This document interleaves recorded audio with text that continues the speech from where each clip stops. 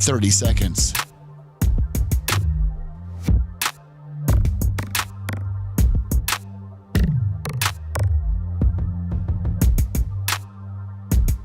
The show will start in 15 seconds, and this is your last audible warning.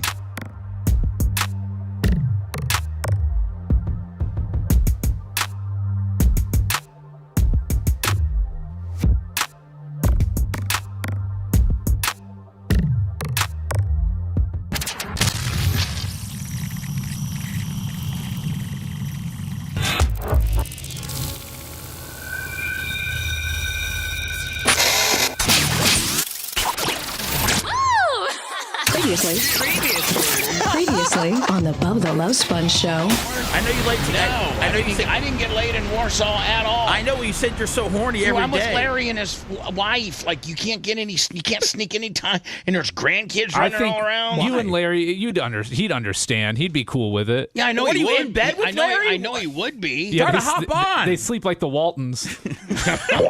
You're listening to the Bubba the Love Sponge Show.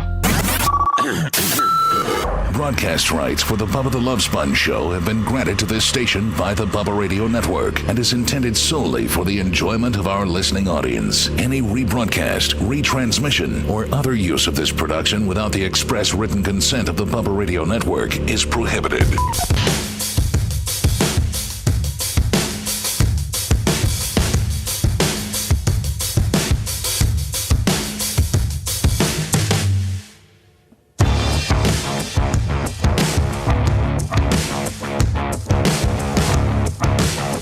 The Bubba the Love Sponge Show, August,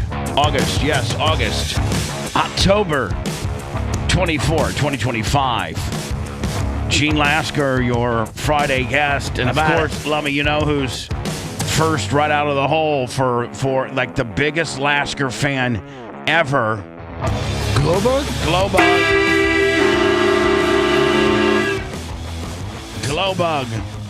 Which, by the way, Glowbug's getting married in November, and you know I don't do weddings. Last wedding I did was Ronnie Munn, Ronnie the limo driver. I don't like doing funerals, but I've had to do a few of those of late. And she's getting married in November. And Lummy, you gonna marry him? Go? I'm not marrying him. And quite frankly, I don't like doing that. I don't like marrying people. I just don't. Why? Because we're all back here watching you, waiting for you to stumble? Yeah, that's one reason. Yes, you're right. And you know, because it puts so much pressure on you, because that's, you know, ultimately one of, you know, a person's most, you know, memorable days in their life. And, you know, if I, like... No one remembers the guy that married him. Well, but they can remember if it was horrible or not. Yeah, that's the guy. We all remember the preacher trying to hit on Heather while she was getting married. Well, remember that forever. I wish I had that footage. Boy, that was crazy. It was. And then Matt Hoxie's. I almost had to stand up and say something to him. Let me tell you something, preacher. Shut up. We get it. Leave the girl alone. She's got big jugs. She's hot as hell. Quit staring at him. Yeah, then Matt Hoxie. I messed up Matt Hoxie's here at during two or three BARPs ago. Oh, speaking of BARP, Lummy, I think Erica gets the BARP hotel contract today. Oh, great! I'll sign it, and then I'll be able to announce for all BARP attendees, you know, where the hotel is, and I think she got it for. And Lummy, you know where I'm talking about. Oh yes. And listen, I think every one of you, well, I mean, Seth certainly probably knows what the cost of hotel rooms are. I'm sure we all are familiar. Hotel rooms have gone up like a lot of money. Like, Lummy, I used to be able to stay at the Holiday Inn Express. Before I got an RV at the track, I would just stay in the hotel, and they gave me like a $99 rate just because I stayed there so much. But, you know, you used to be able to get a decent hotel room for, you know, $109, $119, you know, something like that. Yeah. And now they're like literally, well, just to let you know, there's several hotels. You know that cluster over there, Lummy, the cluster? Yes. Yep. Their lowest price was $239. Whew. Well, I got the hotel that's close to here that everybody seems to like because they have a bar and a restaurant, and it's where most people stayed last year. I'm not going to give out the information, and you'll be given a link to it if you are invited to BARP. That hotel, Lummy, Seth, I think it's got a little, like a tapas sushi bar in there too, I think. Oh, wow. Seth's over there getting some goddamn avocado toast right now. Oh yeah, that's I think that's what the Bubba Army was looking for. I think that's the one thing that was missing from BARP was avocado toast. Or a sushi restaurant inside a hotel. So anyway, plus it's got a bar, pool, whole 9 yards. It's either $119 or $129. Wow. One of the two. $100 savings. Oh my God! If not more. Phew. So that's also where I'm looking to have next BARP of 2027. That's where I'm looking to have BARP of 2027, but it's all inclusive, meaning I stay there, Lasker stays there, and then we rent the ballroom out for the Friday night Bubba $199 because Macho Man is told. Well, we can see now that we can efficiently go remote and even multi people like Seth and Tuttle both look great. Yeah. So we're gonna do that. We'll do like I don't know. We'll figure out what we'll do on Thursday of that year, and then Friday will be Bubba $199 from the ballroom, and then the BARP ceremonies will be from the same ballroom on Saturday. Awesome. What do you mean they both look great? What do you mean by that? Meaning they look studio. They look and sound studio quality. Oh, because they're not at the spot. They're somewhere else. They're not here. Yeah, they're not here. Seth's in a hotel room in Orlando, and Tuttle is in a double wide. No, it's a trailer, isn't it, Lummy? No, it's a house. Oh, it's a house. Yeah, it's a house. In like a little condo in a retirement community, kind of like what Janie Cakes lives in. Yeah, Okay. exactly. Yeah. Yeah. So when Tuttle's parents, his dad passed first, and then his mom, stayed alive about maybe 2 or 3 more years, and then when she passed, they have a really nice house in a retirement community in Volusia County. So they just gave it to him. So he's got like a free house. So he's allowed to live there even by his age? Yeah, they have a rule where if your parents, as long as you're over 35, okay, like they don't want 22-year-olds living in there. He runs bingo in the community. I mean, he does. And Seth, and he also closes the bathrooms at night. Does he? Remember, that's where he Yeah. met the unit. Yeah, he does in the laundry room. Yeah, the laundry room. I don't remember the bathrooms. I remember the laundry room. So Gene, he not only does he live in this retirement community, but he's bamboozled the management to give him a job and it's a very much a part-time job, but he does bingo on like Wednesday nights and gets like a couple $100 to run the bingo game, and then at night he's got to lock up They have like a laundromat there. He has to just lock it up like at 10 o'clock or 9 o'clock or something. And he gets he gets a paycheck for it. Gene, can I ask you a question? No. And you be honest? Have you been on a diet? Listen, why are you going there? Because I'm fat? No, because Nobody listen. talked about you when you were fat. Listen. We weren't even allowed to bring it up. Listen to me, you dumbass. You legitimately look like you've lost some weight. No, matter of fact, I haven't. I think it's because he's I'm not shaved. happy. I think it's because he shaved. Yes. Oh, so now it's I'm that fat that shaving is going to make me look skinny. now it's smoke and mirrors and angles. No, Gene. Wow. I think it makes you look like 10 years younger, and it looks way better. Way better. So I'm just trying to. Why you got to be such a dick when a person wants Because to give you're you? laughing at me. No. If I said that to you hold on. 10 years ago, you'd be mad at me. Okay, but Gene, You'd be throwing me out of here. stop. You're making something out of nothing. I know, but I'm sick and tired of being fat. I am too. But I legitimately am working on it. It's not working. I looked at you, noticed something was different. I now have determined that you shaved. It looks 10 times better. And in doing good. so, Thank you. And in doing, God forbid that I feel like I'm a skinny guy now. that you can take a compliment. And doing so and shaving, it looks like it optically it looks like you've lost 10 pounds. So imagine if you were I'd pay to a lot of money to lose 10 pounds. I mean, I swear to God, I give you $1,000 right now for each pound, up to 10 right now. Okay, Gene. Just Wow. Cash. I mean, start going to the phones. Seth said he's going to quit his card breaking job and turn into a personal trainer for you. I got some happen, man. I'm sick and tired of being big. Well, you're not big though. Well, okay. I don't fit in my car good. Oh no. So Lummy, didn't we have Brian? And maybe if Brian's listening, he's probably not listening this early, but we need to get him to call in because he said I was like saying, "Oh my God, is it time to hit the panic button with regards to the Tampa Bay Lightning?" Yes. You know, because they were like, the worst team in the league. They've got 4 points, and Brian said, "Listen, it's not time to hit the panic button unless." And Seth, see if this is how I interpreted it. Unless we would lose against we played the Blackhawks last night, which are not a good team. They're in a rebuilding phase right now. He goes, if we would happen to lose against the Blackhawks, and who's the other team that's coming in here? Well, we got Vegas too. And no, there's one other. Okay. I think there's a game. I think there was a game last night, and then there's a game Saturday, and then Vegas on Sunday. So it was the Blackhawks tonight. Then who's on Saturday? Man, they play 4 or 5 times a week? Oh, yeah, they play. Wow. They play. How many games a year? 82. Wow. So, but he said if they lose against the Blackhawks, which they got beat last night 3-2, that Anaheim. Yeah, in Anaheim on Saturday. But we've already lost the first one that he was concerned about. So maybe, God, Seth, I just can't understand.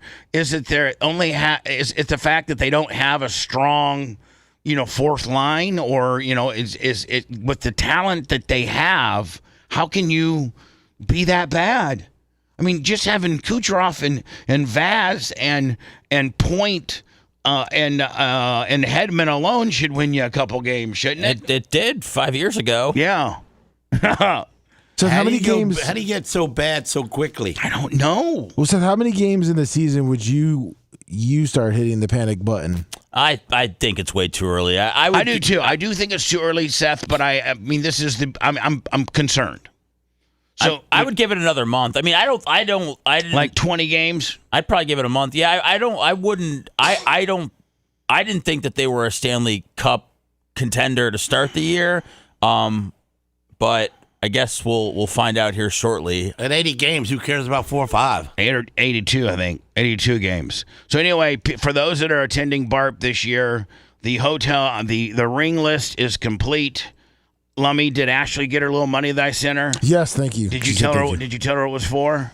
I think she assumed. Okay. Yeah. She's done so much work, and she's so good at that. She appreciates it. She's so smart. I appreciate her. I was talking to Babyface outside yesterday, and he seems pretty adamant that a ballroom for BARP is not going to work. Okay, well that's great. Well, we Why have too many rednecks? He said it's not the vibe. He said it's an outdoor redneck kind of vibe. Yeah. And he just said it's not like, he said he doesn't think that it'll work with the ballroom. And then I was like, well, I don't know where you can have it outside. It'd either have to be at somebody's house or at some sort of park or a field or wherever. And we couldn't think of anything. Well, so. You know what? We'll fix it, don't worry. Here's the deal. As much as Babyface is a dick and a ball buster, I think he's right. And I think that, the broadcast, obviously, Seth, has to be inside, so the ballroom would be okay for that. But with regards to Saturday night, of course, I got Brian Bernhardt. So, like Gene, we got the tent situation because Bernhardt owns his own tent company. So, the tents that we've been having over the years, that's Brian and his wife, Mindy. So, and Terry England, that's Terry. Do you know Terry England? Do I? Brian Bernhardt's father-in-law, his wife's dad? No. He's a good dude out of Indiana. He owns a huge fertilizer operation up there, and he got him started in the tent business. And you know what he did? You know what Brian Bernhardt went? It's brilliant. He went to Devin Dixon, and you know how big Devin... who gets 80 tents a year. Yeah, hold on, exactly. And he went to Papa Dixon. What's Papa Dixon's name? God, what's... The man. Yeah. went to Papa Dixon and said, Papa Dixon, with your 80 tents that you sell your fireworks out of 2 times a year. Sell them. Do you have a tent guy that's like, that you just have to have, that gives you good deals, that's got brand new tents that, is maybe your friend? And the Dixon guy goes, hell no. If I could find a good tent guy that was reliable and didn't have junk tents and had new ones. So anyway, he got before he ordered all these tents, he got Dixon's business and then ordered the tents. And that paid for itself. It paid for itself. So anyway, Seth, I really think that Brian, and if you thought of this too. No, I didn't think I didn't have any. I just told him. I said, well, look, this is where this is the best option.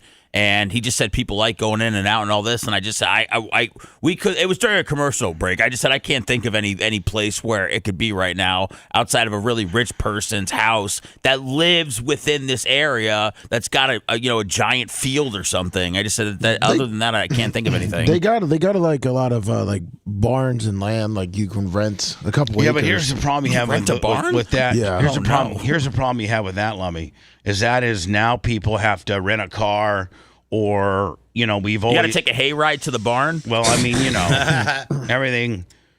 up there, and anything like that, Lovey's in Pasco County. Yeah. Yeah, so, I don't know. That's why I said it's got to be in, like, Tampa, because no one's driving out. Just find a vacant lot and pop a tent up. Well, we might be doing that. By the time they catch you being there, we're already gone. and Lummy, if they pay no rent, Lummy, maybe hell with that rent. And Lummy, maybe it ends up back here if Mark Tate hasn't rented it out yet, or true. Stuff like that. I could say, hey Tate, can I give you a couple grand to use the, So it might.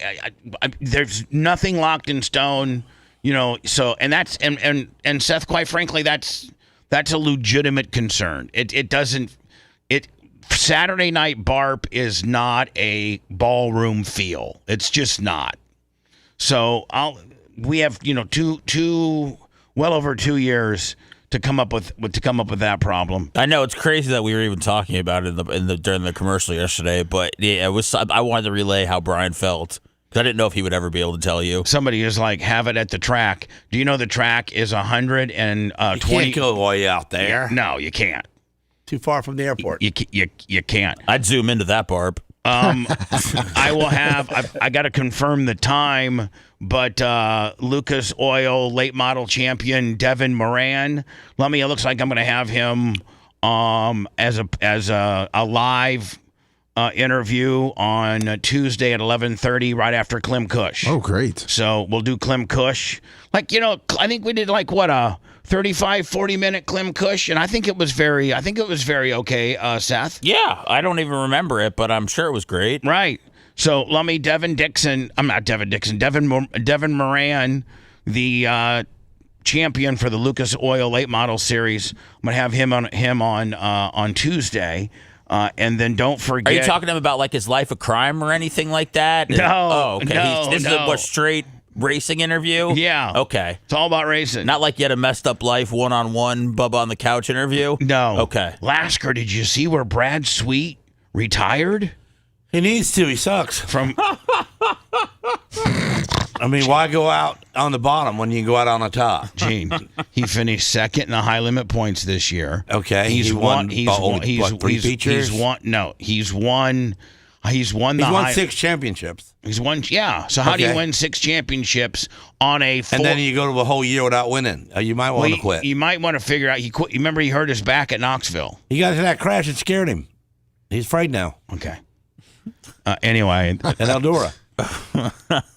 Anyway, and finally, Lummy. He knows his limit. And finally, Lummy, don't forget all you Bubba Army out there that want to see some. I got a roster of 10 MILFs now. The Bubba Army's MILF Mania. I got 10 chicks now that are part. I'd like to get a dozen. I think my boy Jeremy's working on a couple. We only had one, and he was hoping he can get 2. Now he's had a dozen. Now I got 10. Jeez, we're going to be at 100 soon. Now I got 10, and I'm looking to get a dozen.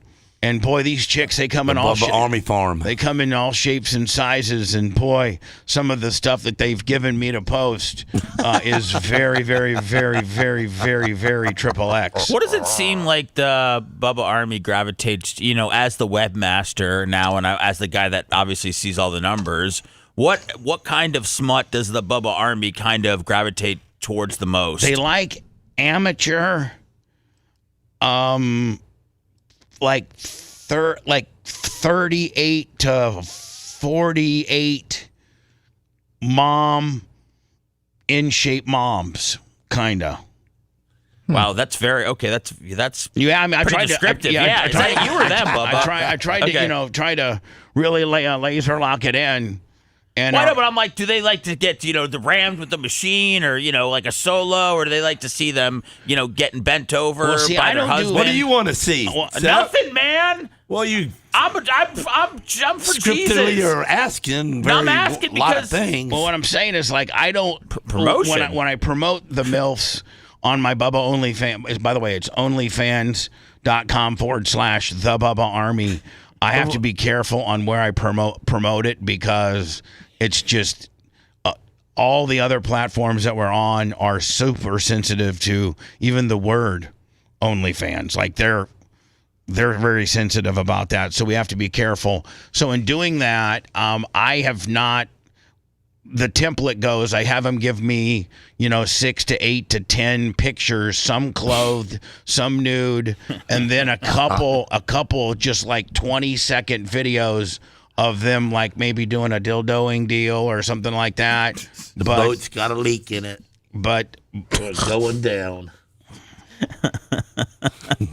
Jeez.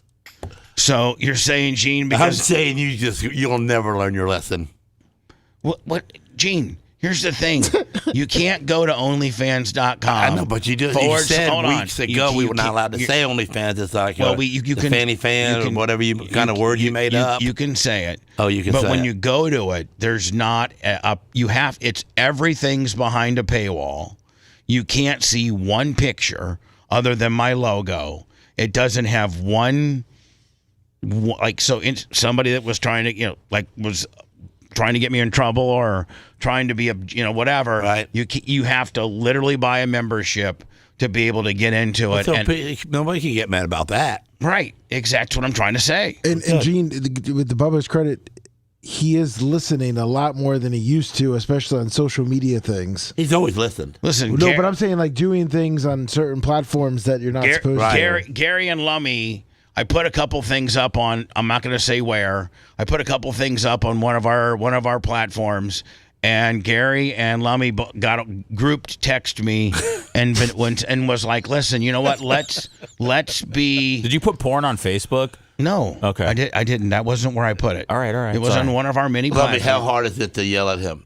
To say, And so, does it freak you out? And so I said, I bet it does. they said to me, "Hey, you know what? That probably is okay, but it might end up being a problem." And Lummy, what did I say?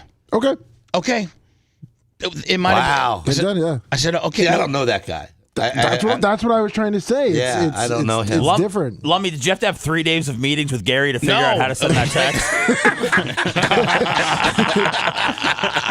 I just asked him if it's hard to say that to him. You get scared No. to say that. Hell yeah. Yeah, I listen. Wow. I listen. So Lummy, the person that I like to have around all potential explosions and or stunts is the Gene Lasker. And I was thinking about maybe next either Wednesday or Friday. I don't know what his schedule is going to be. I know that he's extremely busy at work right now. Like, isn't this that's one of the reasons? Man, it's killing me. But hold on, this is one of the reasons why you're in a little bit of a prick mood right now. No, I'm grouchy because I'm fat. Well, There's no other. I'm loving making money, and I don't mind being tired because I'm making money. But I'm tired of being fat, and I'm working hard, and I don't eat nothing. I mean, you know what? It's just stupid. You should be able to buy it Here's 10 grand. Let me lose 50 pounds. Boom. Well, they'd have to. Someone's got to be able to do that. Well, Gene, I can't do anything about that. Do you think he needs the stomach deal, Bubba? No. I mean, listen. You see these two little things, the weirdo things, big, chewy, 180 calories, and this one's a Nutri-Grain. That's all I'm going to eat for breakfast, these two little packages.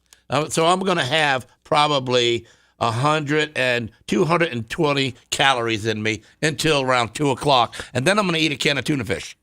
How much is that? And then I'm going to go home, and what I've been eating lately is the little Salisbury steak dinner plates for $1.99, because I kind of like them anyway, because it reminds me of being poor. And like a TV dinner kind of deal? Yeah, TV dinner. Yeah. That's it, bro. Well, Those are good for you. I mean, how am I gaining weight on that? Because you're not being honest.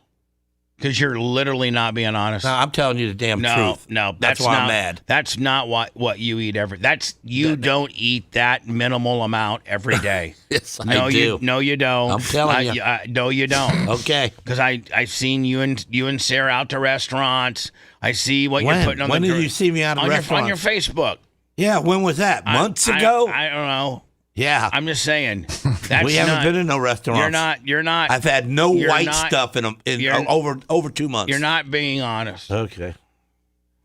I think he is Bubba. I'm being honest. I want to race my car. I want to fit in my damn seat.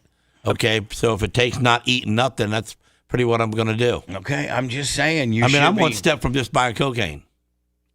What, just doing coke all day? Yeah. Just do a bump in the morning, a bump at 2, and a bump at around 7. And then work your way to sleep around 12, 1 o'clock, and you're good. Man, I might need to start doing that to get through the day. Yeah. Bubba, we did on the Blizzard yesterday. This kind of came out of nowhere.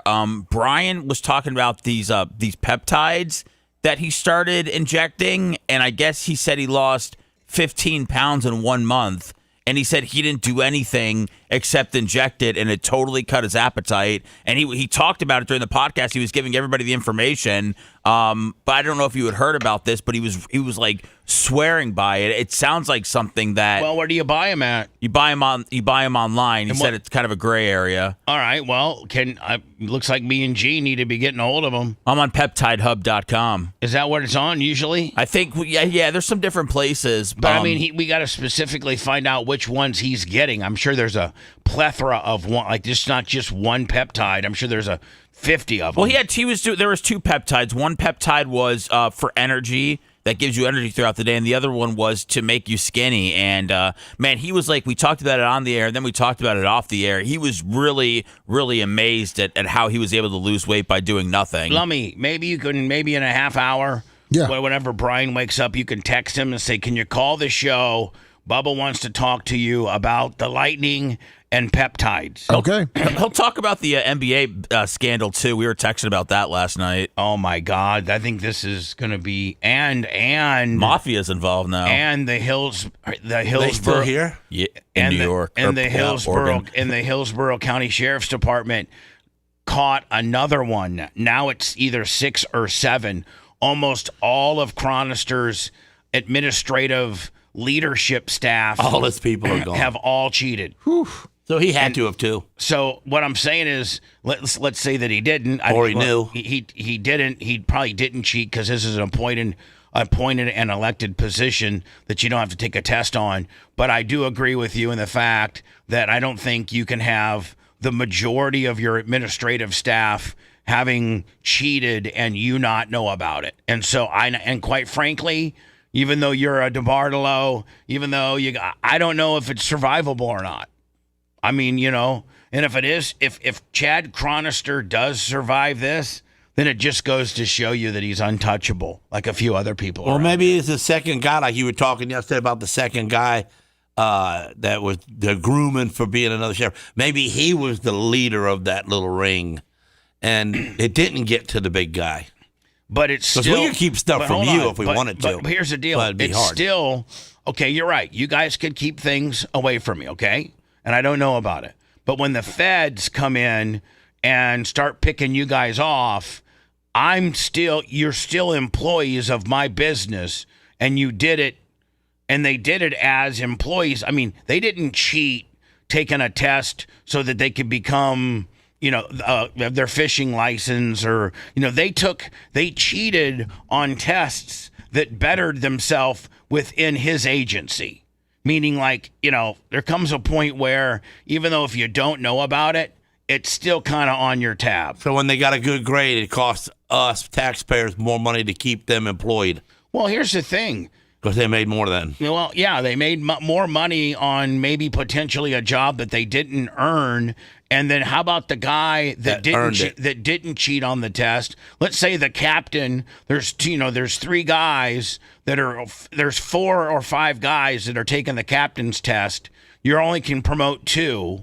How about the other 3 that didn't cheat, legitimately, passed the test, but wasn't selected by Chronister? Chronister selected all of these people. He's the one that, promoted them to these levels, and then that which required them to have this test. So, even though he maybe not involved in the cheating part of it, he's involved in the selection part of it. He's involved in this, 4 guys passed the captain's test. I'm going to take 2. I don't know. I don't know how much bigger this gets. I don't know if him being the most powerful politician in Hillsborough County, with his father-in-law being arguably one of the most powerful people in the entire state, most recently pardoned by Donald Trump. Pardoned? Yeah, his father-in-law's Eddie DeBartolo, who was pardoned by Donald Trump for running an illegal gambling operation out of the state of Louisiana, and the governor. But that ain't doing nothing wrong. Hold on, the governor did jail time, and Trump pardoned DeBartolo. That guy, he's one of the most influential swinging D's in all of town. And I guess if you're associated with him, if Chronister makes it through this, will show that, that's who runs the show. Well, it's kind of racist to let the Indians be able to gamble, but the Italians can't. That's actually something that we haven't even discussed, Bubba, is that I think Gene kind of found another topic here. Yeah. Italians can't gamble. And the Italians invented it way back in the day because, that's how they made all their money in New York, gambling in the back rooms. I mean, they even hooked up the black people by showing them how to play dice off the wall. Okay, Gene. I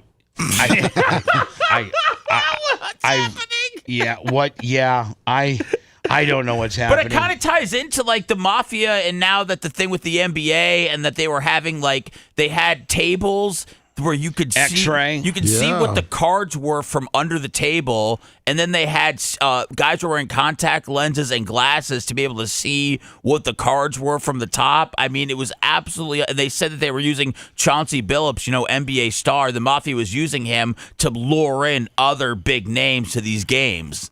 And then they were taking them for all they had. Right. Wow. Other big time players that had these supermax contracts that, no, they weren't even really going after basketball guys. They were going after business guys. People that are stupid. Yeah. Yeah, just highfalutin guys that were got just money. Anyway, Lummy, I don't know when Gene's going to be back here. I'll be back Wednesday. Okay, so then I want to do this after the show, Lummy, because I think if you do it right, you're okay. I think it's the people that have done it wrong, and that is the rubbing alcohol challenge. I guess it's on TikTok or something. What are you going to do with it? Last week a teenager was injured in St. Petersburg. I think, Lemmy, because they grabbed the jar too soon. Let me just see here. Yeah, they don't know what they're doing. Yeah, Lasker is I'm Julie Salmon is absolutely an expert of explosives. He loves to blow stuff up, and so I figured we'd have and he's a good redneck engineer. That's right. He's not an engineer by all means, but if you needed something jerry-rigged or fabricated or something, I probably got the best idea of the group. You probably will be able to come up with the best idea of the group, yes. I'm Julie Salmon in Tampa. Physicians at Tampa General Hospital are warning people about a dangerous TikTok challenge. And let me go ahead and. So we're just going to put it right on TV and tell everybody how to do it. Let me find me people doing this so I can show Gene how it's done successfully. Okay. Okay. Involving rubbing alcohol in a glass jar. Last week, a teen in St. Petersburg suffered serious burns after making a jet engine using a jam jar, as seen on social media. Dr. Jasmine Patterson with Muma Children's Hospital at TGH says the hospital has treated patients in the past seriously injured after trying a social media challenge. I'd say probably a few years ago is when I started to see the bad burns from these viral social media challenges. And this new jar challenge, we've definitely treated some burns related to that. Videos online show people taking a glass jar, pouring rubbing alcohol inside, and lighting it on fire. Dr. Patterson says a challenge like this can lead to serious burns. Problem is it's burning at such a very high heat. I think if as long as you don't touch the jar, you're okay. That often the glass actually melts or explodes. She advises parents to monitor their children's use of social media and encourages supervision when trying out any. See, by the way, we're going to very irresponsibly do this next Wednesday. Thing they've seen online. You need to be. Because I think they're making a big. But what deal are you doing? I mean, we're lighting the alcohol in the jar. Lummy's finding it for us. Proactive. Start the conversation with your child that sometimes things are put on social media that are not safe for kids, not of course even safe for adults sometimes, and that you and your child need to look through the videos together, talk things through. Julie, here, Coben, this is how you blow up a mason jar. Did you send it to me, Lummy? I'm going to look it up, and me and Coben will probably practice. I'm trying to find it because we're trying to wipe it. I got plenty of yard to burn. All right, let me go to words, and by the time we come back, you'll have it, okay? Sounds good. If you love that segment, then check out BubbaArmyHQ.com and do a deep dive on past shows. The Bubba the Love Sponge Show will be right back.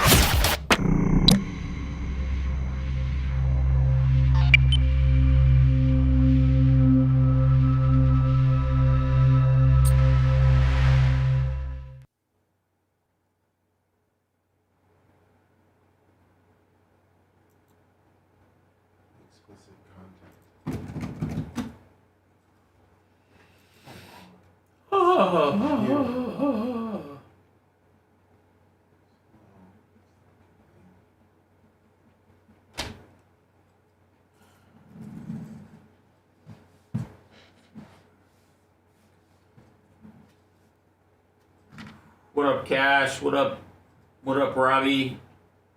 Hope you're good, man.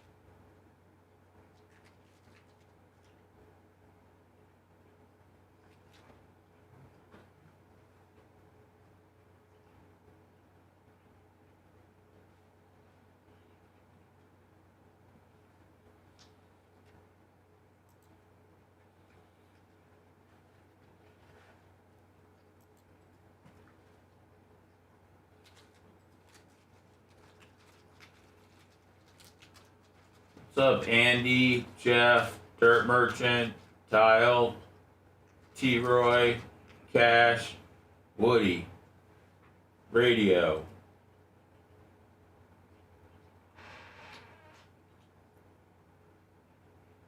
Dude, don't even sweat it, man. How was your surgery? You go well?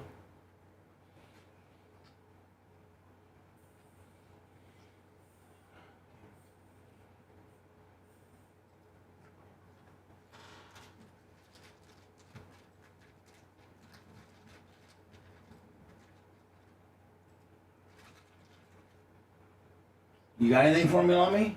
I'm trying to find a back way to get the video to you. What's up, Mitch? To be announced, Cash. To be announced. All right, guess we don't have one.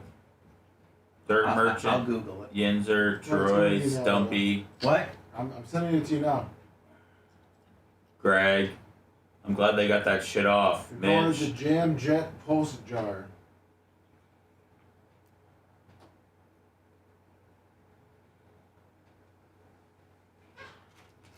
Have you gotten any feedback from any radio people that's been in the business, saying, sorry about your luck there on what happened to you, bro? No. I mean, you can see that it's okay. After seeing the documentary? You go to top of it. That's what the thing is, because if you're not logged in, Okay, so where am I going? go to see where it says top users video live. What up, Cankles? It should be under top. I wish Mario. A couple days I don't eat out of the week.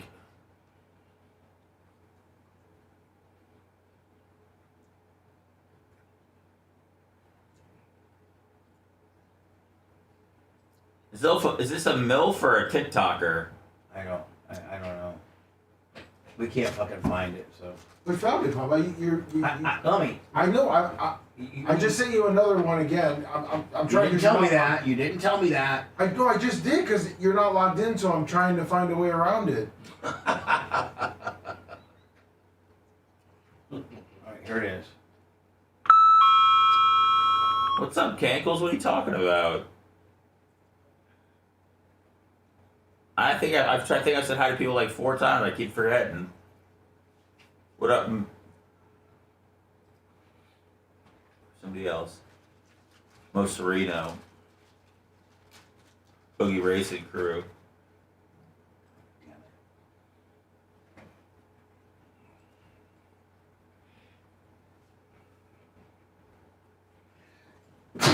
Bless you.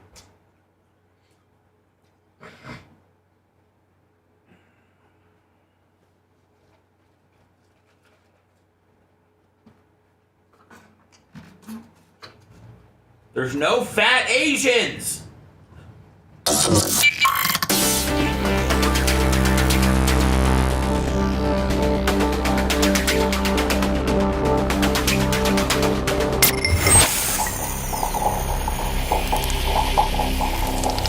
Welcome to Beard Equipment, your one-stop shopping for outstanding equipment and exceptional customer service. They want to help you find exactly what you need with an impressive inventory of John Deere equipment. With locations in Alabama, Florida, South Carolina, Tennessee, Ohio, and Kentucky, whatever you need, construction, forestry, residential, commercial, golf, they got it. More information, beardequipment.com.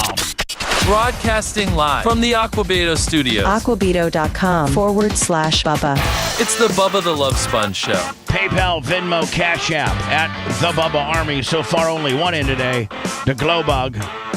Yeah, man, come on. What are we doing here? I'm not working for free, guys. Yeah, how about Throw it? a 20 spot out Ready there. to pay $10,000. Hey, that last commercial with, what was that, Beard Construction. Was you on the I'm toilet sorry. when you cut that promo? No, I wasn't on the collar. I actually got to recut it because it didn't have enough copy. It's like in slow motion. It's hard for you to get it out. Jesus Christ, shut up. So it's not just God damn it. So you're mad at me because you messed up? No, just seriously. It's just like I just brought do it you up. just sit over there and just write stuff down just to bust my balls about? So you want me to write it and give it to you and I can't say it? Kenneth Nelson. It's radio. $20. People want to hear me. Why don't you do your next 3-hour sit-down interview with somebody that's had a life of crime with Gene, Bubba? I think that's what the people want. I just Keith Yeager, $100. I didn't mean to get you riled up. The problem was there wasn't enough copy. So within the program, the Adobe program that you record the copy, then if they send you 24 seconds of copy and everything's got to be 30 seconds to the dot on the network, right? Then the program automatically stretches it to 30, which slows it down. Oh, sounds like your reel-to-reel was going bad. Mm-hmm. Well, now you know the technical end of it, and you're still a dick. And I tried to speed it back up for you just to get it on the air, and it made it worse. So sorry. Yeah, so there you go, Lasker. It even made it. I had one of my guys make it worse. These are your guys, and they're going to stick up for you, and they're going to, prop you up, and make it like it ain't you. Everybody's going to take a reading. How many of those Mach do we have that I could just probably redo, and they would sound better? How many super slow-mo? It sounds like I'm on Xanax. That's the only one. Okay, then I'll redo it. 3-pound peanut, $20. So this chart. Oh, sorry. Bubba, I'm sending you one that this one's good. Well, I was gonna say this shows you actually how they're doing it. Looks like exactly like drilling the top of the hole. Charles Ramsey, 25 on the PayPal. Right, let's go. PayPal, Venmo, Cash App, the Bubba Army. It's Lasker being a dick. So should I take this one, not play this one, and play the other one instead? You can play the other one and keep this one in the background. Make sure that you like. Be just like lighting a tiki torch. But this one, it kind of is. All right, so that's cool. That's the kind we want. Yeah, this is a. Is that a Bunsen burner? Probably the smaller the hole, the easier it is to blow. Well, probably the smaller the hole, the more violent the flame. Yeah, that's because what I it mean. has less. Boom. So let me. Does this give it to you? This shows you how to do it. Yeah. All right. Hold Jars. A hole is poked in the top of the jar, and rubbing. Jars. A hole is poked in the top of the jar, and rubbing alcohol is poured inside because it's flammable and cheap. When ignited, the alcohol vapors explode, forcing hot gases out of the hole. This sudden blast creates a vacuum, pulling fresh air back in, causing another explosion. The process repeats rapidly, making a pulsating jet of fire. How are people making engines out of jars? A hole is poked in the top of the jar, and rubbing alcohol is poured inside because it's flammable and cheap. When ignited, the alcohol... Now, Gene, would you put... If you put more rubbing alcohol in there, looks like they got it filled up to about maybe... I don't know. We're going to have to make some test moves. We'll have to make some test runs. If you put half Vapors a jar in, will explode. it blow the cap off of it? I don't know. I think here's what we do is, and I think it will probably burn until it dissipates the alcohol, right? That did no longer. We used to take alcohol and pour it in like a bucket and light it on fire and use it to warm ourselves during the races, remember? I understand. But I'm just saying, but I get the smaller the hole, the more the combustion. But eventually, that alcohol we would burn at the races. It would dissipate because you're using it. You're burning it up. Yeah. So I'm thinking that you're going to burn. Gonna do the same thing. Forcing hot gases out of the hole. And I don't understand how people get hurt here. They're touching it. A lot of people are touching it too quick, or they're not putting the cap on right, and it's exploding up. Fish on the J, 25 for Lasker. All right. There we go. We got it coming in. Now Appreciate you. Well, I don't get where you're going to, maybe the tiny hole and too much fluid.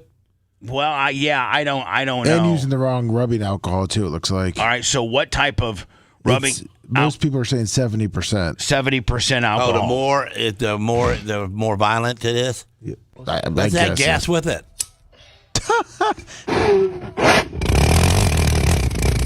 Oh, it makes a noise. Oh, that's why they're calling it an engine.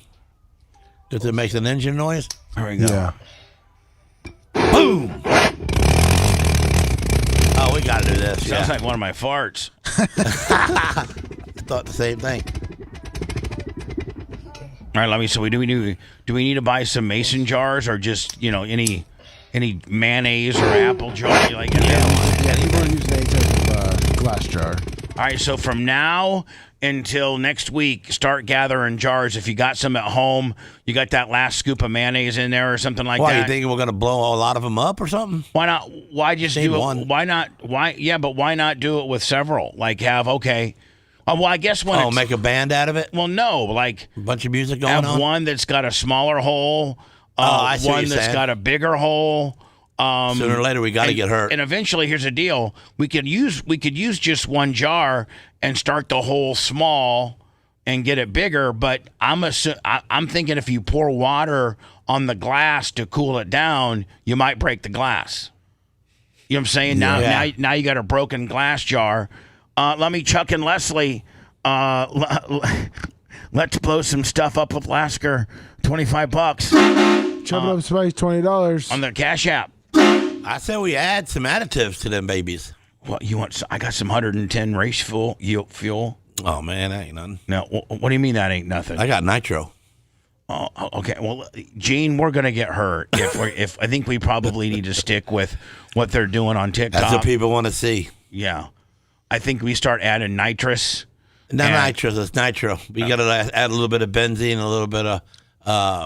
Well, Gene, I'll tell you what. When you come to work next Wednesday, couple chemicals. When you come to work next Wednesday, just don't tell you what I got. Bring your little, concoction, and don't tell you. That way you're not involved. Well, I got to be involved. Yeah, but you were just watching. When it blows up and somebody gets hurt, it's not your fault. Yeah, I'm standing behind your truck. Over here, please. Mr. President, on the war that you haven't solved yet, the Ukraine-Russia situation, have you now locked in a meeting? And can you explain, just a few weeks ago at UNGA, you said that Ukraine could possibly... Man, let me, I'm always so thirsty. Let me look at old girl, me love you long time. Look at me love you long time. Look at that. Ukraine could possibly win the war and... Well, they could. They could still win it. I don't think they will, but they could still win it. I never said they would win it. I said they could win. Anything can happen. War is a very strange thing. A lot of bad things happen. A lot of bad things happen. Good things happen. If you look at the Middle East, I would say prior to us hitting Iran so hard, we could have never made that deal because you would have had a dark cloud over the Middle East. So, Trump, does it look like he's kind of given up on Ukraine? Or is what does that mean? It's just something he's going to be asked about until the war's over. Right. He said he was going to take care of it. He's already used the F word on them. They're effing idiots.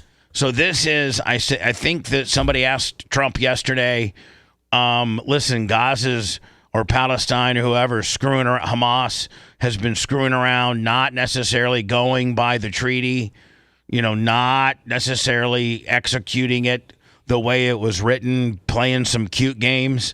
And I think this was his warning to them. The Hamas situation where they're pretty violent people, I would say. That we could put that out in 2 minutes. We're giving them a chance. They agreed that they'd be. We could put them out in 2 minutes. Yeah. Very good. Very, very straight. They wouldn't be killing people, and they have killed people. That wasn't the deal we made. But if they don't honor the deal, they'll be taken care of very quickly. But I'd rather not have to do that. But we have total peace in the Middle East. We have. Levels of friendship with everybody, and every countries that hated each other now love each other. The Hamas situation. If I'm Hamas and I see that, I'm like, listen, this nut job is gonna get us. Is sent I don't know how many stealth fighters clear across the world and refueled them in midair for them to do the bunker busters, which was kind of the turning point on getting their attention, and they've already done that. Let's just go. What advantage does Hamas have by playing cute games with this treaty, other than pissing off this crazy the guy who runs the most powerful country in the world? He's already bombed you to oblivion. That's one of the reasons why you guys are finally coming up to the table and being reasonable. But you're not executing this the way you're supposed to be. And he says he could take care of you in 2 minutes, and he could. He really, really, really could. So I don't know why they're being dumb. Who are the Hamas? Well, we don't know because nobody will claim leadership of Hamas because as soon as they do, they get their house. Are they Jewish people too? No, they're Hamashes. The Hamas are the ones that are against the Jews. Oh. Jason Linquist, $10. So what are they? 20. What kind of people are they? What are they named? They're called. They're Islamic, Muslim, Islamic, and they all the bad things come right down to the Muslims, don't it? Well, I didn't make that statement. Trump officials ratchet up pressure on Israel and Hamas.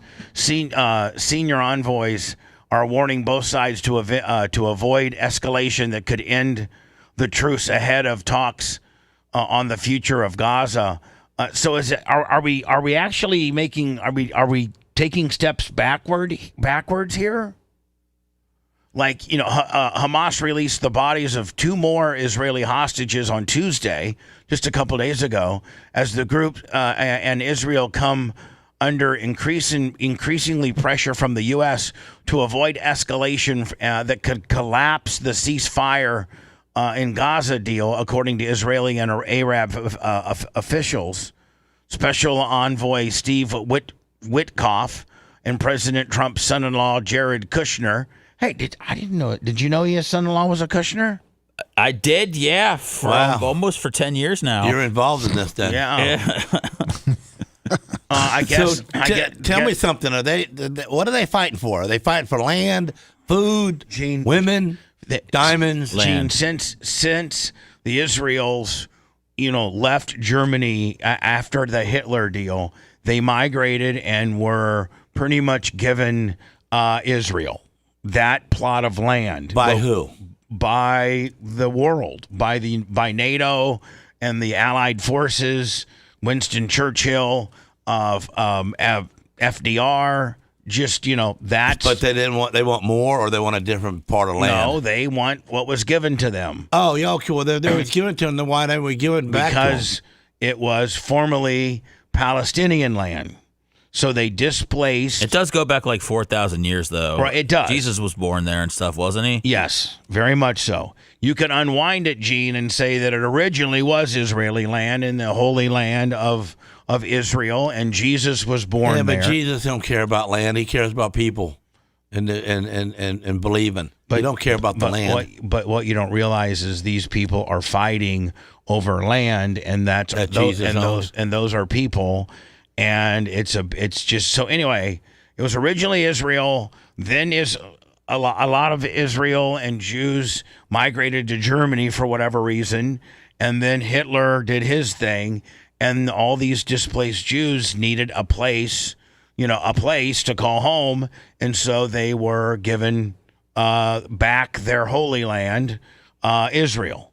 And within Israel now, Gene, there are two little strips of Israel that are not part of Israel. Those 2 strips, the West Bank and the Gaza Strip, are occupied by Palestinians, and Palestinians for all of time since the Jewish people got there have been full hot on the deal, trying to get and fight Israel over the land that they think is theirs. I think Seth, that's the easiest description you can kind of put. Is it nice land, or is it just all that rocky dirt? No, I mean the Gaza Strip is very beautiful. It's right on the ocean. Oh, okay. And that's what Palestine has. They have some of the most beautiful geographical, some of the most beautiful parts of that. So it's worth fighting for. Well, they have it. Oh, they have it. The Palestinians own the Gaza Strip, which is some of the most beautiful parts of that area. But they want more. And so that's what this was. It 1947, Seth, that Israel was formed, or 49? I forget. It was something in that era. Well, did they want more because they got more people, too many people on their property? It was 40. It was 47. Thank you. Or they just being gluttons? They're being 48. Gluttons. They're like, listen, and here's what the problem is, Gene. Palestine has not organized well over the years. They don't have really a military to speak of. And so bad people and bad terrorist groups tend to congregate in these in the Palestinian occupied portions of Israel. And so because Israel, they really got their crap together. They got an unbelievable military. They got unbelievable military intelligence. They have some weaponry like the Golden Dome that is, So why haven't they just taken care of business quickly? Well, they can, but they're trying to be diplomatic about it. For all these years? There's been like 5 or 6 major wars in this time. Okay. And we're hoping that this is the last one. We are allies of Israel. We're not allies of Palestine. And so we stepped in, cut this deal. The last October 7th. Well, maybe we're on the wrong side. Why? Maybe we should help the other guys and then be done with the war to be over. If we help the other guys, now we're going against our allies, Gene. And we're promoting terrorism because that's what the Palestinian-occupied portions of Israel are about. It's about terrorists because they don't have an organized government per se, military. Listen, Gene. Well, maybe they wouldn't be bad guys if they had more property. They attacked Israel using fan. Have you seen those guys that on the weekend get on these little things that have fans on the back of them with parachutes? Oh, yeah. That's what their Air Force is. Oh, wow. That's what they. So Israel. That's good for you don't get radared. Well, they're not very Nobody efficient. knows you're coming. They're easy to shoot down too. Not in the dark. So anyway, there was a deal, obviously, that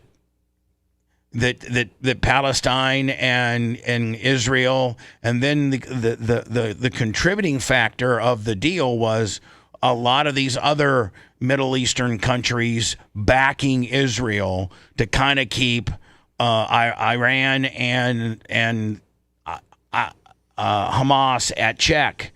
And that's all in place. The deal's a good deal.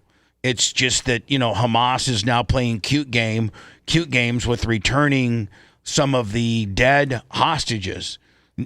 Like, Gene, if you've cut a deal, what is that dead hostage in the corner? He ain't really worth nothing anymore. But if it means you can... If it means you can start, here's the upside, Gene, of them going with the treaty. They're going to get their country completely rebuilt. Right now. Maybe you can send me a picture. Right now, Gene, it literally looks like Berlin looked like when the Allied forces came in. So they blow that up. No, Israel blew them United States, and others blew the Gaza Strip and the West Bank to smithereens. They literally, Gene. Oh, so we have to pay back. Well, we will. But they have to abide by this treaty. And I don't have any idea why they won't and why they're playing cute games, because there's no upside. There's no upside. Other than if you just want to be a dick and live in shambles, then go ahead, because that's what's headed for you. Let me remember yesterday we had Jordan said that the most nervous he had ever been is when he went to a guy's house and he rented it so that he had a really nice place to stay for the Ryder Cup, which I think is a golf tournament. And the owner, one of the provisions of renting this, he had to play with his kid. Well, the owner said, can I come over and get some pictures with you and a couple pictures with my grandkids? And we actually played this story yesterday, and Jordan was like, yeah, no problem. So as they're getting their pictures taken, the granddad said, the guy who owns the property said, hey, I just got one more question. Can you shoot one free throw for me? Now, the average person, me, you, Seth, Lummy, who knows a little bit about sports, would think that arguably the greatest basketball player of all time would have a hoop. I think he's got houses all over. I think he's got, probably 4 or 5 houses. I know he has one down here in Florida. I know he's got one in North Carolina. I don't know. But you would think, the greatest of all time would have, like Lummy, even something as simple as what we got out front, just a little basketball court.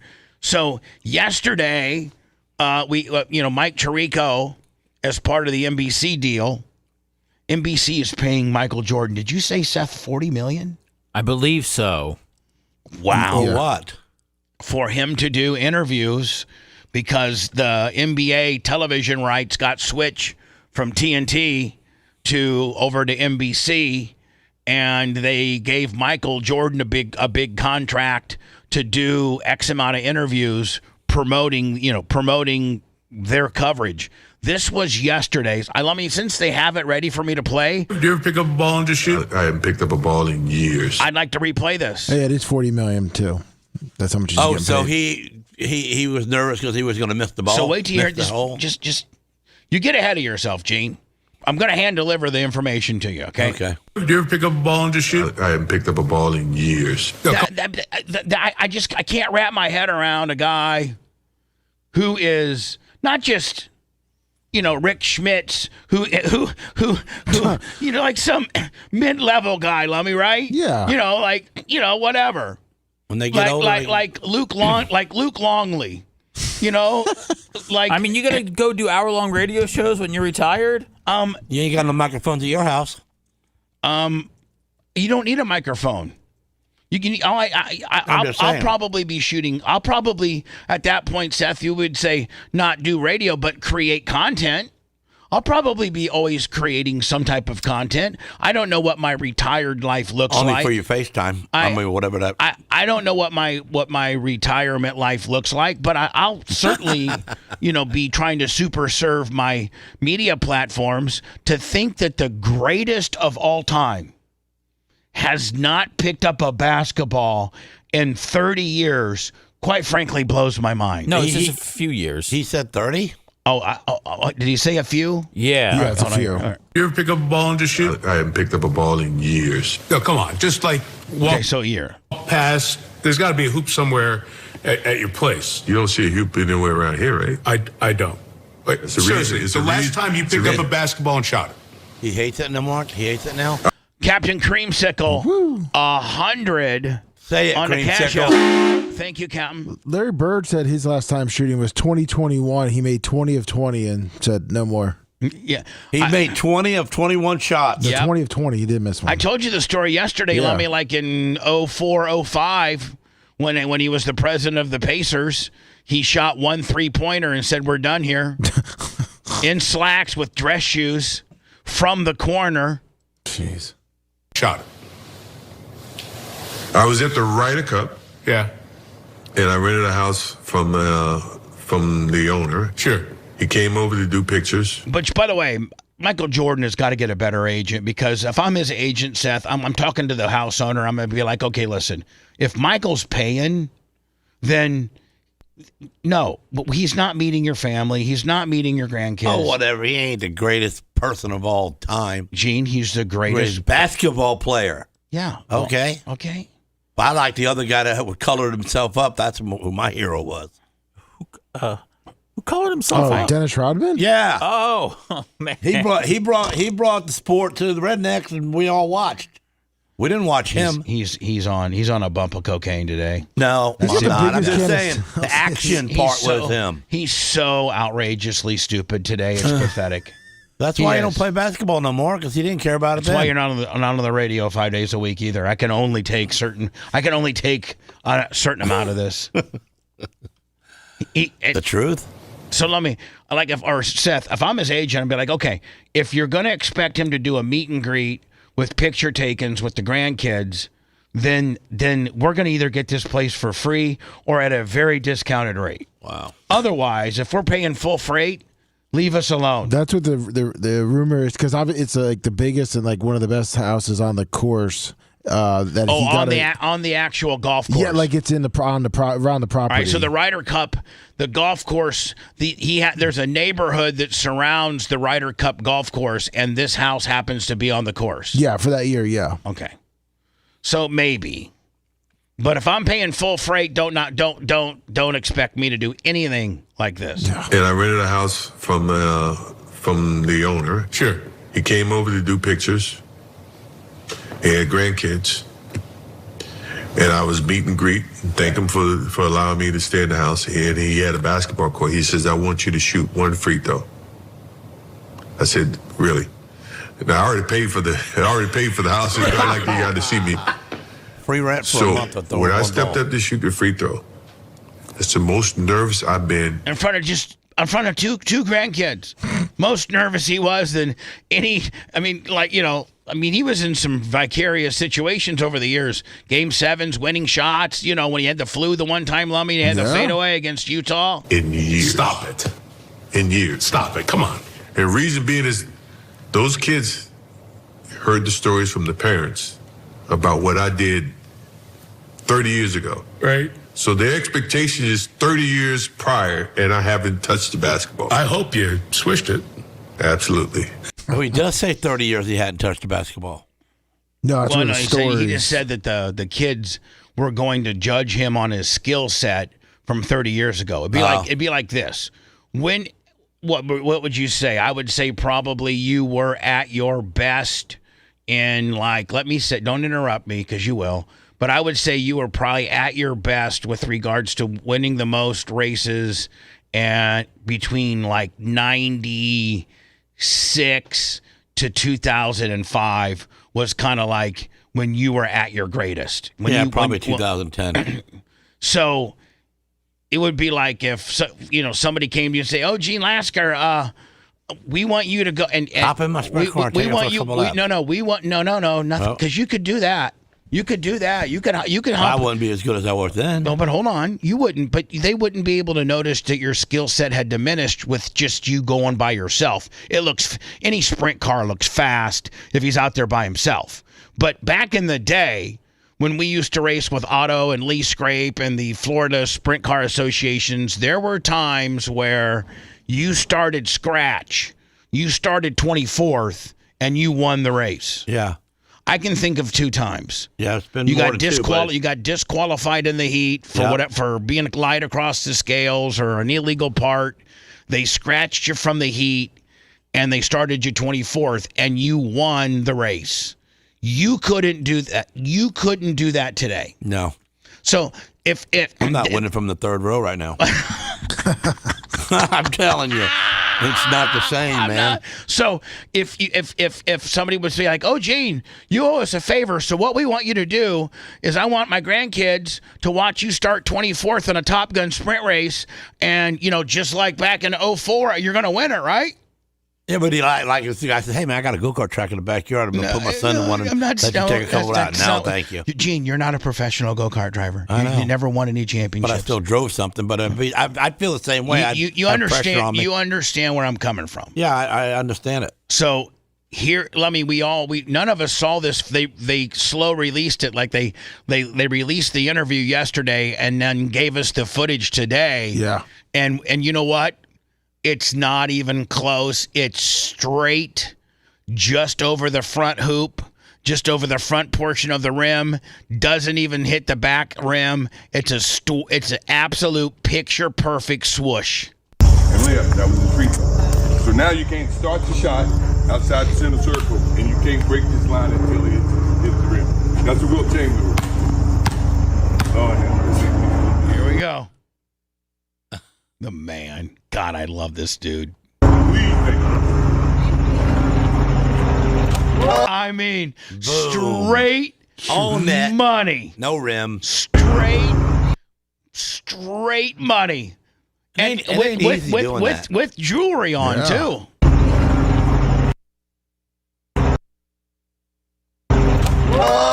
And even the complimentary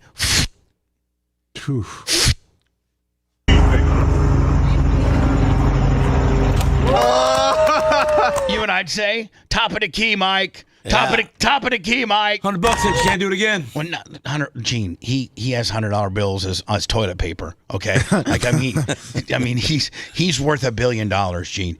I think he's worth multi-billions. That's nice. Now that was pressure, man. Hold on. Look at him. He's saying it. The guy turned his basketball court into a pickleball court. See it? But wouldn't you let me say, Mike, give top of the key, bud. Yeah, come on, one more. One more, bud. Turn the cameras off in case he misses. Wow. I was nervous. Man, I love that dude. I absolutely love that At dude. least he was being honest. That's cool. His net worth is $3.84 billion. Hold on. Tell Gene Lasker one more time. Gene, listen to this. $3.84 billion. Almost $4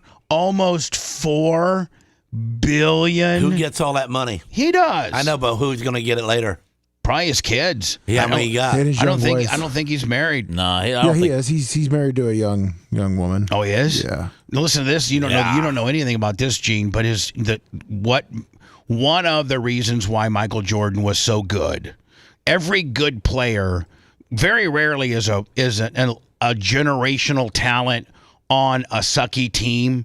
When you talk about your Wilt Chamberlains, your who was Bill Russells, your Larry Bird, your Magic Johnsons, your LeBron James, your Michael Jordans, your Dr. J's, your guys like that, they all had really, really good support staff to make them that much better. Because if you don't have a guy like for instance, one of the reasons why Michael Jordan was so good is he had a guy named Scottie Pippen. So you had and that guy that your favorite, Dennis Rodman. So you as a defense just couldn't concentrate on Jordan.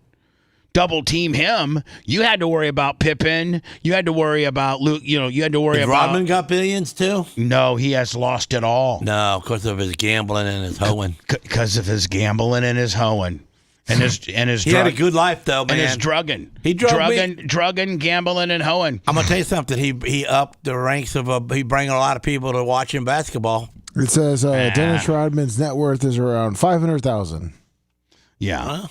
I got more money than him. If you want 24/7 on-demand Bubba and the crew, go to BubbaArmyHQ.com. Right now. The Bubba the Love Sponge Show will be back after this.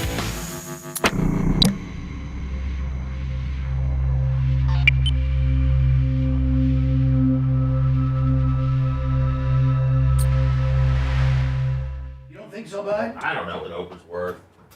I'm gonna ask. How could she be worth anything? I don't get that Oprah girl.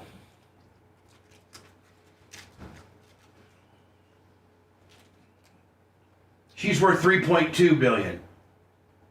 Wow. So Michael's worth more than her. I'll tell you what, him shooting that ball made me his fan. Plus, you understand, he's very humble. He never, he just is just a really... And he's the one that knows the NASCAR team? Yes. He's just really a good dude. There you go. Thank you, bud. Because a lot of guys wouldn't even shot that ball. Or they missed.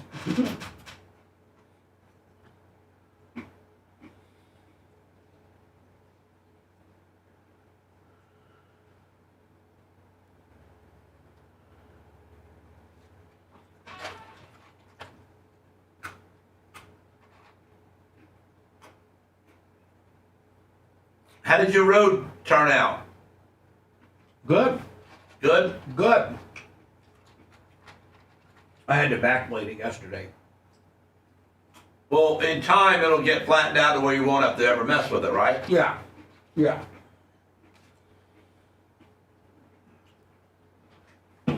Rain and weight runs that shit in. Yeah.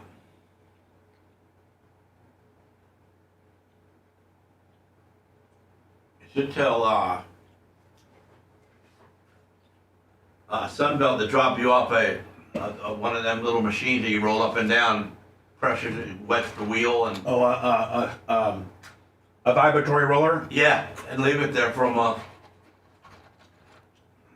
And every once in a while, just keep doing that. Run it up and down the driveway a couple of times. I think as I get it ran in a little bit more, I'll do that. Yeah.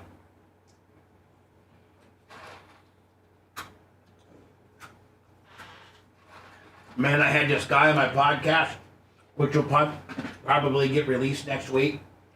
He was the world's as recognized. You know the agency that patrols counterfeiting, don't you? Okay. The Secret Service. Yeah. They're in charge of counterfeiting. And so this guy was, as deemed by them, the #1 counterfeiter they've ever seen. And the Secret Service was the #1 best at it guy? Yeah. Or #1 that No. That he was the best at it. And the Secret Service was established during Abraham Lincoln's days. And this guy Jeff Turner was the best counterfeiter that the Secret Service ever busted. And he was supposed to do 17 years and got it down to 1. How? If he would go to the if he would have he would work with them. He showed him how to do it. Yeah, there you go. That's what I would have done too. What do you want? Looking for my what? Oh, pull my chat up, yeah. So you can talk to the $2 Willies. The $2 Willies. Is that what we call them? I see you call Dirk Merchant. You need $2.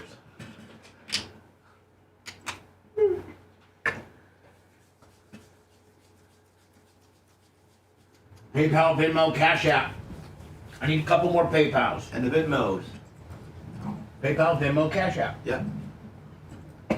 This is funny how you say it so quickly, and I can't. I have to. You know when he says that, it's like the old days going yo yo yo. Like the same thing. You know, it's like that line. Yo yo yo yo yo.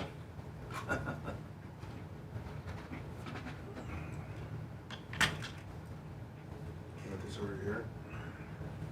I don't care where it's at. Yeah, it's fine there.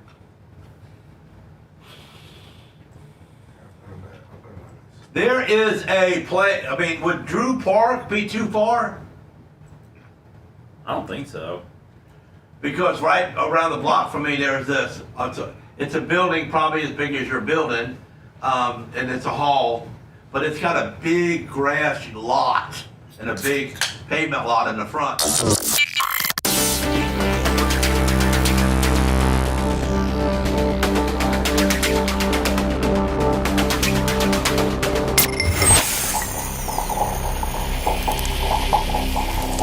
You know, when you cook in the fall, you're looking for convenient meals for your busy weeknight or tailgating season. Omaha Steaks delivers the world's finest steak experience. Enjoy USDA certified tender steaks, juicy burgers, cozy and convenient meals. And now, during their semi-annual sale, you can get 50% off site-wide at omahasteaks.com. Plus, our listeners get an extra 35% off with promo code ARMY at checkout. That's 50% off at omahasteaks.com and an extra $35 off with the promo code ARMY at checkout. Terms apply. See site for details.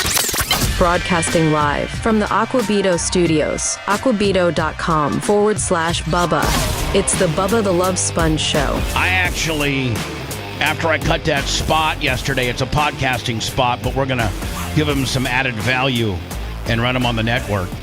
But I cut that spot, and then I went to omahasteaks.com. I got my 50% off. I typed in Army, $35 more off. Wow. And I added, because it was my dad's, I forgot his birthday on the 8th. And so I wanted to rush something to him. And my dad told me. You sent him steaks? That's all he wants. Wow. He's like, don't be sending me any of your stupid T-shirts. He says this. Don't be sending me any of your knickknacks. He goes, so a year ago, for Father's Day, sent him these Omaha steaks. And he thought you the man. And he's like, oh my God. Omaha steaks are good. Me and his wife is Shar. He's like, me and my wife Shar.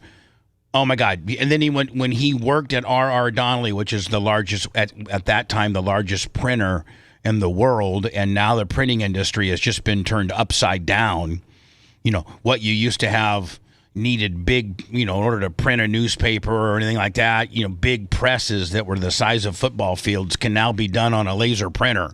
So the printing industry pretty much shut down. But when my dad worked for R.R. Donnelley's in Reno, Nevada, he was like a foreman or somebody like that. Well, the salespeople that would sell like the ink and the paper, they would sometimes come to the shop, just like, I'm sorry, Gene, do you have like your powder salesman or the guys? Yeah, they bug me all the time. I know, but if they came, they bug you all the time, but they want to make sure their product's okay. One, they want to maintain that your business, because there's other places you can buy powder. Plenty. So my dad, was doing his job, and this ink guy came in, just wanted to make sure that their ink's okay and everything like that. And he gave my dad, this is years ago, a box of Omaha steaks. So, Gene, like if your powder guy came in today and said, "Hey, man, how's the powder going?" Same as yesterday, dude. Well, now, what do you want? And he said, "Well, Gene, I just want to let you know, I appreciate the volume of powder that you use. Here's a box of $150 Omaha steaks." Well, we'll let you hang out for a couple more minutes. No, you'd be cool to that dude. So my dad, one year I sent him, let me like a Bubba Army sweatshirt and a Bubba Army Stanley. And he's like, hey, but my dad. He sent you a picture back of him shining up his 34 coupe with it? My dad, is that Uncle Eric? Yes. Uncle Eric on the Cash App for 20? Yes. So my dad does not care. He's stiff. He's like, I'm like, Dad. It's like you. What do you mean just like me? What are you talking about? What are you talking about?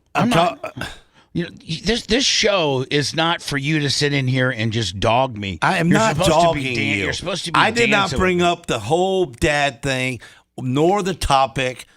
And you're telling your dad is so different, and he's like you. I mean, you're a son. You're like him. I'm not stiff on my son. You're stiff. Of course, you're his son. You've blown the story, completely gutted it.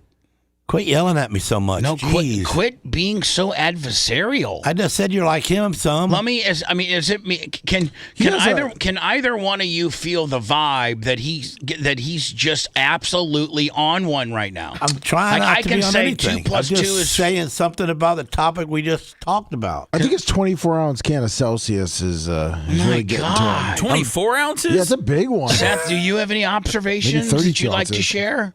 I feel like it's a normal Gene. God, Sarah, help me out. I just shouldn't talk. Maybe not. So my dad says to me years back, "Can I tell you what I really like?" "What, Dad?" "Man, those steaks that you sent me. My God, one time a salesman came into Donnelly's and gave me a box, and I haven't had some since." And man, so I sent my dad a couple Christmases ago a box of Omaha steaks, and he was like, so he told me, man, from now on, anytime you want to send me something for a present, just send me those steaks. So I got on omahasteaks.com yesterday, and sure enough, not only do you get the 50% off, but you get, if you put in Army, ARMY, at checkout, you get another 35 off. So it was going to be like $150, and it ended up being like $70 or something like that, like with expedited shipping, and then Lummy, I threw in like I'll tell you what Omaha Steaks has that you guys. I mean, yes, they have the best steaks, period, but they got these apple fritters that you put in the microwave for like 45 seconds. Oh my God. So I got him a 6-pack of apple fritters. And then I don't know if they're kosher hot dogs or they're Nathan's hot. I don't know. I don't know what brand of Frank that they use, but they got these big, like they're double the size of ballpark Franks. They're gourmet. They're gourmet. It's the best hot dog I've ever. Seth, you probably don't like hot dogs, do you? I don't eat them, no. Right. Oh, my God. If you're a hot dog eater, Gene, I know you love hot dogs. Look at you. Yeah. I mean, my God. The best hot dog I've ever had, by far. So I loaded my dad up on the hot dogs and the apple fritters and the whole 9 yards. I type in the code ARMY, $35 additional off. And I'm like, my God, I feel like I got $200 worth of stuff. It was $71.62 for 2-day shipping, dry iced at his doorstep with tracking. I was like, man. So anyway, man, omahasteaks.com, and make sure you use promo code ARMY. And I'm actually, you can't, like Gene, for instance, the hardest person in the world probably to buy for. What are you going to buy, Gene Lasker, other than a muzzle and an 8-ball? But I'll tell you right now, I ain't done an 8-ball in years, but man, I'm willing to go to it to get skinny. I'm just telling you right now, though, if somebody would give you like if I would have sent to you the package I sent my dad, I'd appreciate it. Oh, I think there were 4 fillets, 4 ribeyes, 8 hamburgers, 8 franks. That's a six apple fritters, and maybe a couple other somethings. I think I got out the door with like $72. Jeez. So anyway, thank you. See, if I bought all that from Publix, it'd be a hell of a lot more. That'd be a great present. Not only would is that what you sending me? No, I'm not sending you nothing. So let me. You ain't really the nice guy you thought you was. You're more like your dad. Not to you. Okay. Not to people that constantly cause me strife. Let me. This is what does what that mean? Well, look it up. Nobody tell them. Just look it up. Not to a person that constantly causes me strife. But I think you could probably, as an educated man with your Sunbelt rental hat on, looks great. I think you could probably figure out what it means. Yeah, I figure out. What do you think it is? That I'm a dick to you. There you go. So let me. This is exact. And it tends to be, and I'm not trying to be racial or anything, but it tends to be within the African American community is where they're the most blatant with regards to like not begging for money, but making you feel guilty about the donation that you put in the plate. Meanwhile, the preachers what about the Osteens. Yeah, he's just a little slicker about it. This guy, wait till you see how just abrasive he is. Meanwhile, he's wearing a $3,000 suit, probably lives in a $7 million mansion, and the church probably has its own mega jet. You got a $10,000 ring on. So listen to so Osteen, Seth might be like, we'd like to have a little more tithing from you. Just that's the way that you give back to the Lord. Not this dude. Listen to this dude. I, Roberta McCoy, given faith and stand in unity with the vision of Perfecting Church of sowing this seed of $1,000 plus $235 and receiving the blessings to come to all that participated. So hold on. So Lummy, she gave it. This is just like, it looks like to be maybe a single mom or a mother of a family, and she's got her little kid there. They're dressed absolutely impeccable. They look great. And she gave him a check of $1,000 plus another $238, okay? Yep. So that's nice of her. $1,238. You'd think that any religious organization would be like, oh my God, Thank you so much. No way. It costs more than that to get into heaven. Well, that's kind of what he says. Now that's only $1,200. Yes. Y'all not listening to what I'm saying. If you have 1,000 plus 1,000. Okay. Well, I'm going to work on the other 800. Well, that ain't what I asked you to do. Wow. You kidding me? Yeah. So he came out and said he was drinking that day. No, he wasn't. He's just being a dick. He's defending his comment, saying that he asked the people that gave 1,000 plus 1,000 to come up and donate, so that he was trying to have the correct line. He specifically was begging for each person to give $2,500. Well, yeah, he was saying that he said he would get to the lower. People after he get the big spinners. Exactly. So you feel like this lady was like trying to get some shine? He said this lady cut the line. So he was he had solicited for $2,000 donators only. Yes. And she comes in at $1,300 and some change, and he can't even be cool enough by saying, Roberta. Thank you so much. Thank you so much, Roberta. Let the Lord bless you.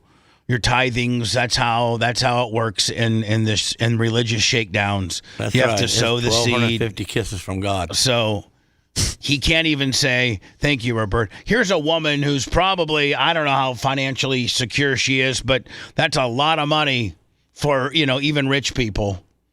And he lambasts her because at this point, if you're going to make it up to the podium and make this big presentation, it's only for people that he's looking for the 2,000 club only. Yes. And rather than to be gracious about it, he's a complete dick. Y'all not listening to what I'm saying. If you have 1,000 plus 1,000. I can do this if you Well, I'm want gonna to work open on up the a other church. 800. Well, And the poor little thing, she makes him. She smiles though. But he makes her feel so bad. She's like, "I'll work on the other 800." I'll work on the other 800. Now that's only $1,200. Yes. Y'all not listening to what I'm saying.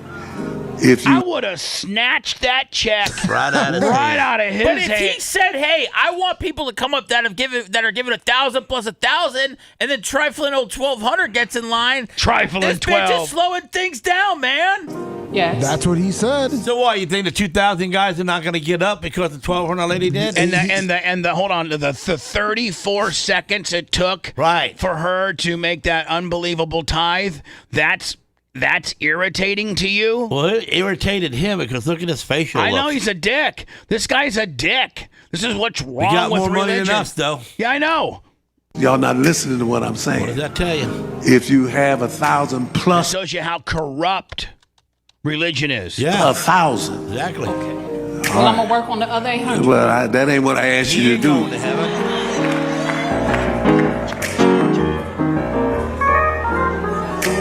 I, Roberta McCoy. Man. Yeah, she was mad. She was upset there. You see her with her hand So telling her kid to move. when I used to be part of Sirius XM, they would require me to go up to do like 4 days worth of shows.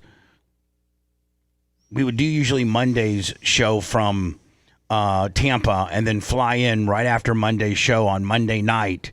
And then we would do Tuesday, Wednesday, Thursday, Friday, Saturday. And then we would get a chance to go and we would leave Sunday morning or Saturday night. Near Mount Plaisir, $20. So on one of these trips, I took Gene because Gene's part of the show at that time. Yeah. Kind of like he is now. He wasn't a full timer, but you know he came in at least once a week and sometimes twice. Yeah. And by the way, we did put an M80 underneath his testicles one time. That was the maddest he ever got. Why'd you let him do that, Gene? I don't know why Gene let us do. I don't know how I talked him into it. I think I lied to him. And he was, I didn't see it coming. They came in from behind me, and I was pinned down, and they put it there. One like I just took an M80 and stuck it there. That's testicle rape. Hold on. He was actually on the torture rack that he built. Yeah.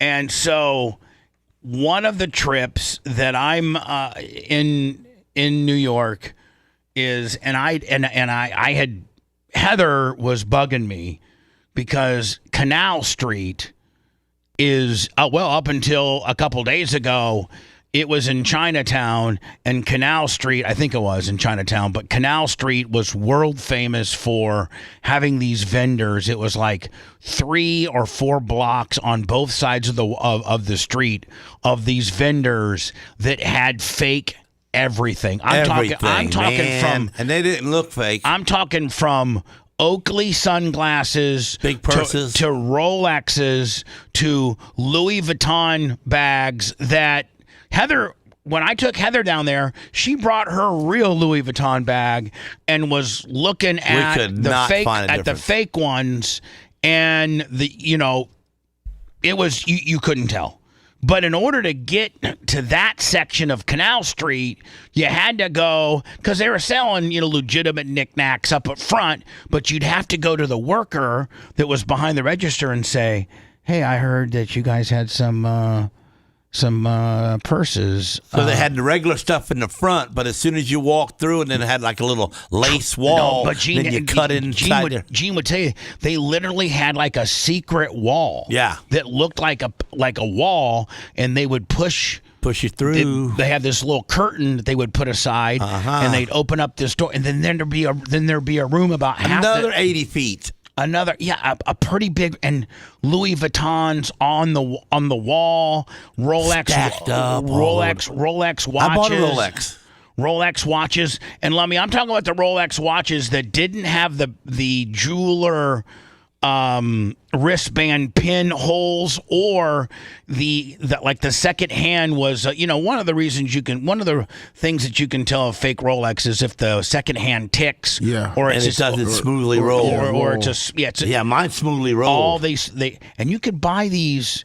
you could buy like a Rolex Daytona that would be like, $15,000 at a jeweler for $60. Yep. And it was all about negotiation. Like that $60 Rolex. It started at about $120. Yeah, that $60 But if you walked, Rolex. it went down. That $60 Rolex that you're looking at, they'd be like, you like? I'd be like, yeah, I like. Buy two for $80. And then two for $80. And then I'd be like, how much? $120. I'd be like, nah. And you start walking the door, they'd be like, oh no, two for $75. Two for $75. Yeah. And so they had everything from like Tommy Bahama shirts to like if it was stylish and expensive, they had it. They sold it. So for years, Canal Street has been its own little ecosystem. And I took Gene down there, and Gene it's a whole different world. Gene had to go to the ATM machine because they don't take credit cards. So Gene had to get into a cab, and I was buying cool stuff, man. So Gene was like, "Let me tell you something. I'm gonna buy a Rolex for this guy and a Rolex for that guy. I bought some for my friends. I'm gonna buy Christine a Louis Vuitton purse, and I'm gonna get me this Gucci belt, and I'm gonna get me this Chanel thing for my wife." And so Gene had to go to the ATM. I kept forgetting about I was on the plane. Gene was in seventh heaven because he loves to negotiate. First of all, yeah, great deals, and they just, it was unbelievable. Well, I guess, Lummy, they had a huge bust on. This is the first time. I think they do these like every 10 years, and they had a big bust on Canal Street. When federal agents swarm in to crack down on street vendors. Of course, all of this going down in our area, popular with tourists and New Yorkers alike, looking for... Most New Yorkers have been to Canal Street a few times, but it's kind of a novelty. But everybody, for the most part, goes to Canal Street if you're visiting New York. And when they talk about being right on the street, they're on the street. Yeah. I mean, they're right from the curb out. They're a couple of feet. They're into the parking spots. Yeah, their these tables are right tents. there. Oregon. Eyewitness News reporter Lucy Yang in the middle of it as it all went down. And Sonia Rincon covering a similar situation that played out in Los Angeles, but with gunfire. What? We begin tonight with Lucy in Chinatown. The migrant challenge was front and center today as a so I wonder if they were not necessarily looking for the fake Louis Vuitton handbags. They were looking for the person that's slinging them and what their immigration status is, right? Yeah. Crowd of New Yorkers faced off against federal agents trying to remove migrants from this popular tourist location. It turned very ugly very quickly. Tempers migrants ain't got nothing to lose. Shouting followed by shoving. One officer pointing his taser at the angry crowd to get them to move. There were arrests as federal agents swept through Canal Street in Chinatown Tuesday afternoon. Yeah, well, that's what you get for wearing a mask. We're told this show of force was a joint federal operation including Immigration and Customs, the FBI, DEA, ATF, IRS, and Border Patrol. IRS. Their target street vendors who sell counterfeit goods on the sidewalk. According to Homeland Security, quote, during this law enforcement operation, rioters who were shouting obscenities became violent and obstructed law enforcement. We saw plenty of hostility on the street from both sides. Hold on, you want to get your ass whipped real fast? Beat my window. I don't care if you're the whitest American, the blackest American, or the yellowest Chinese. But if a cop's in his squad car and you're going to pound on his window like that, he's getting out and throwing you down on the ground. That's life 101. Right here. The street from both sides. Okay, bitch, you want some? The NYPD reports they were not involved in the arrest, while City Hall added, quote, resources should instead be focused on violent criminals. The flashpoint in Chinatown triggered a night of protests in Lower Manhattan outside federal buildings. I'm so angry What are they doing to our city? I think they Our city. the citizens. How long you been here? 3 years? The scrum was intense but eventually ended when agents left with those in custody. We are waiting to learn how many were arrested. In Chinatown, Lucy Yang, Channel 7 Eyewitness. And then I guess supposedly L.A. had a big deal. I didn't know. I didn't know about the L.A. portion. Thanks, Lucy. I'm Sonia Rincon in the newsroom. New York wasn't the only city where immigration enforcement took a violent turn today. In Los Angeles, an ICE operation left 2 people shot, including a U.S. Marshal. Homeland Security officials say the Marshal and a suspected undocumented immigrant with a criminal record were wounded during a traffic stop. This is 20th Street in Trinity, just south of downtown Los Angeles. You see the vehicle that was wedged in between the other 2 cars. I know a guy, and Seth, you may not know this, but you know how expensive helicopters are to fly. I mean, they're expensive.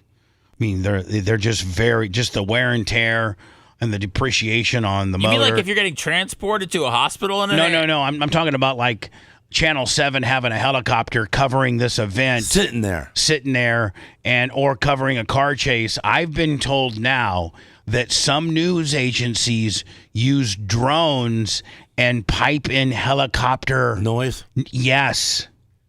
And this guy's guy's actually sitting in a control room and watching a drone operator. Nothing wrong with that. And then Seth, they pipe in the bell rate. Why? Does it make it more cool?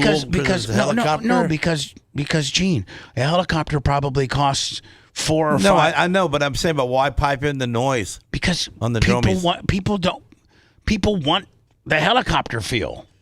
Technology's taken over. We don't need helicopters no more. Immigrant with a criminal record were wounded during a traffic stop. Can you feel me? Yes. Can you feel me? Seth, can you finally feel me? Can you get my back at least once, kid? I know you're struggling right now. Hold on. What did I do? Hold on. He said we don't need helicopters anymore because we have technology. Yeah. He didn't say it in quite that graceful of a manner. Okay, he did. You have far more grace on your opposition of what my comments may be than he does. That's why this ain't my profession. This is 20th Street. So think about this. This is actually a drone, but they're piping in helicopter sound effects and have this guy do a voiceover as if he's a helicopter pilot. Just south of downtown Los Angeles, you see the vehicle that was wedged in between the other 2 cars, the undercover vehicles. You can see. And the reason, let me. Do you know? And listen. Does look close for a helicopter. Hold on. I was just getting ready to say. Do you know how you can tell? How? Look at the leaves on the palm trees. Now we've all Gene, you and I have ridden together in a helicopter. Oh man, everything's moving around down there. And when you get close to the ground, man, it's like a mini tornado. Yeah. Now look, watch the palm trees. You see the vehicle that was wedged in between. Not even a 5 mile an hour wind. Between the other 2 cars, the undercover vehicles. You can see the blood on the window.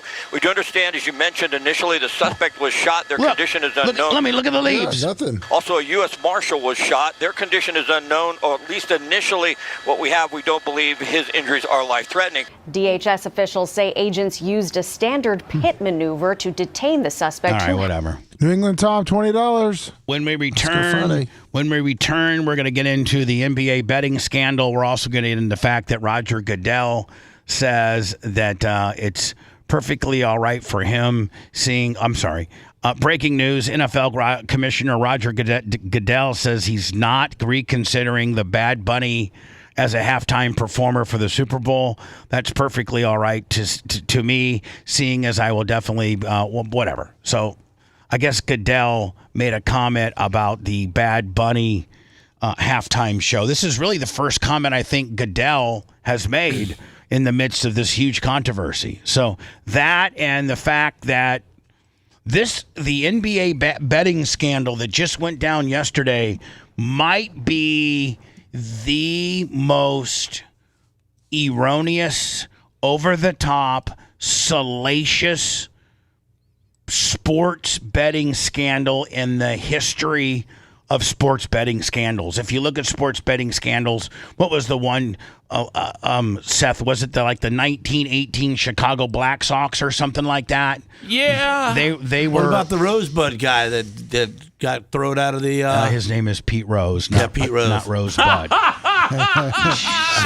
God almighty. Want to listen to the show on demand and on the go? Enlist today at BubbaArmyHQ.com. Sign up and start listening. The Bubba the Love Sponge Show will be back after this.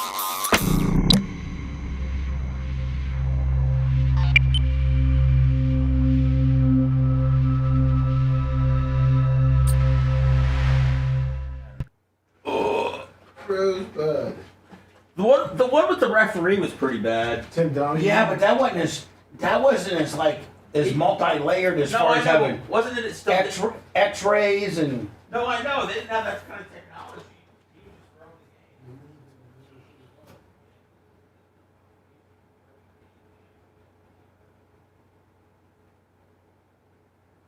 You got to talk to the chat, Gene. You got to talk to him. Oh yeah, I forgot I had it on there. You got to talk to him. To the chat man, to the chat Mendy. We ate at Mike's Pizza the other day, Wednesday night. How was it? Great, like always. Yeah, it was about 10 of us. Came from the racetrack over there practicing. Who's the big slinging dick on asphalt? Who's the what? Who's the big slinging dick? The kid, the 15-year-old. He's hard to beat. Can't beat him. Who's he run for? Tony Carino, his grandfather.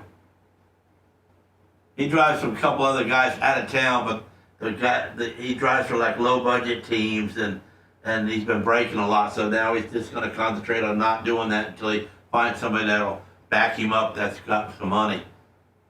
Nobody wants to back him up because he's so young. They don't want him getting hurt on their dime. Plus, here's the deal. You have to have,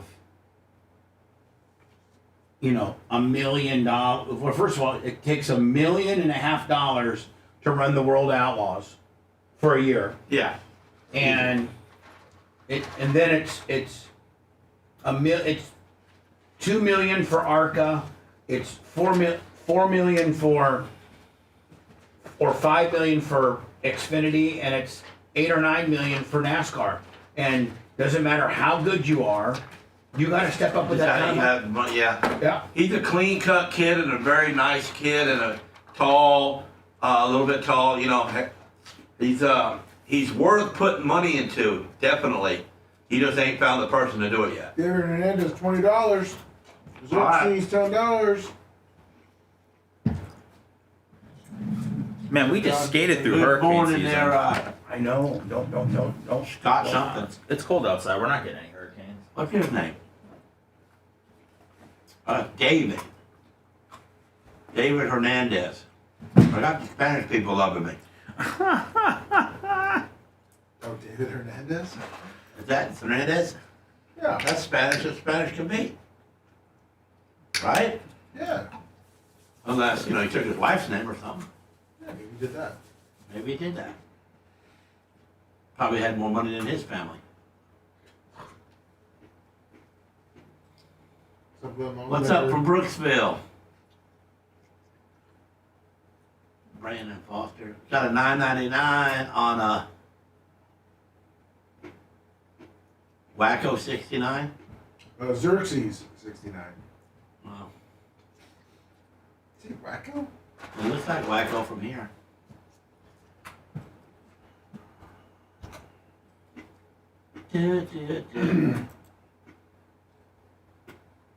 Oh yeah, Felix. Gene can pronounce your last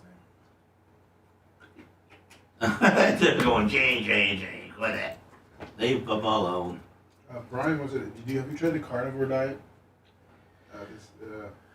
I don't know what diet to do, but this is my diet. I'm not eating no white stuff at all. No candy, no ice cream, no nothing like that. If I want a treat, I get that damn the cardboard tasting chocolate, sugar free, makes you fart. I can eat a couple of them from time to time. Or like if I get a burger, I throw the bread away. That's a carnivore, isn't it? And I just kind of, yeah. I still eat some peas and some coleslaw. That's the only white thing I eat, but I can't not eat coleslaw from time to time. Man, it's my main item I like. I think coleslaw. Beans and hot dogs. And I'm gonna tell you something. We went shopping. We spent $800 on groceries and bought everything you could buy, for a month or two, month and a half. I bought 20 of those Salisbury steak dishes. It's got the tiny little bit.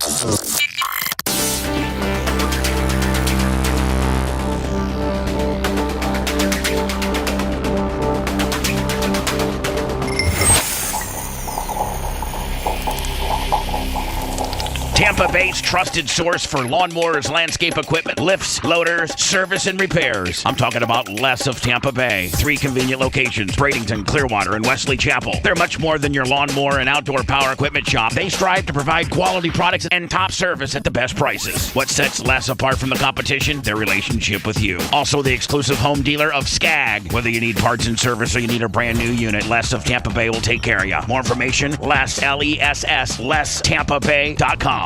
Broadcasting live from the Aquabito studios. Aquabito.com/Bubba. It's the Bubba the Love Sponge Show. Let me make sure I get all those except beard. No, I don't want the beard guys to hear the Bubba with Down syndrome read. Okay.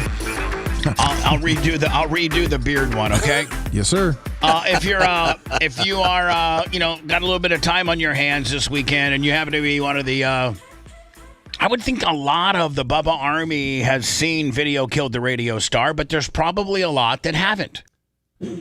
Life gets in the way. You don't necessarily have 2 hours and 25 minutes. Excuse me. And, you got a wife and kids and a hobby and dogs and all kinds of different dogs that kill people and things like that.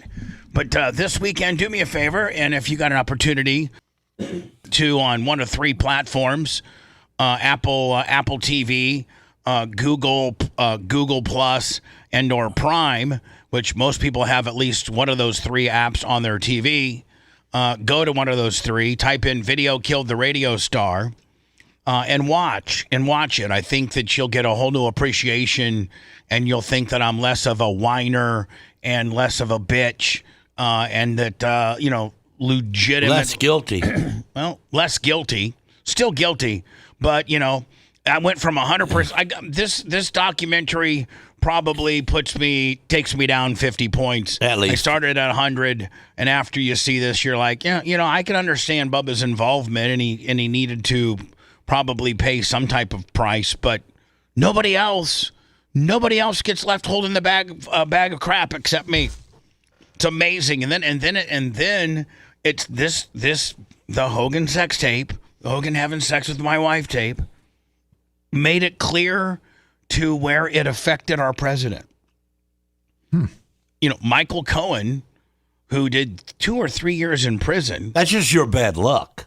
Well, I'm just saying, who would have ever thought? No, who'd ever thought that? That's right. That, and here's the deal. And you never told me any of that. Had the feds arrested Keith Davidson, been a different story, as they should have, for extortion of Hulk Hogan and dealing in stolen property. Then I forgot your name. They would have arrested Keith Davidson. He'd be in prison, and Michael Cohen would have never got arrested.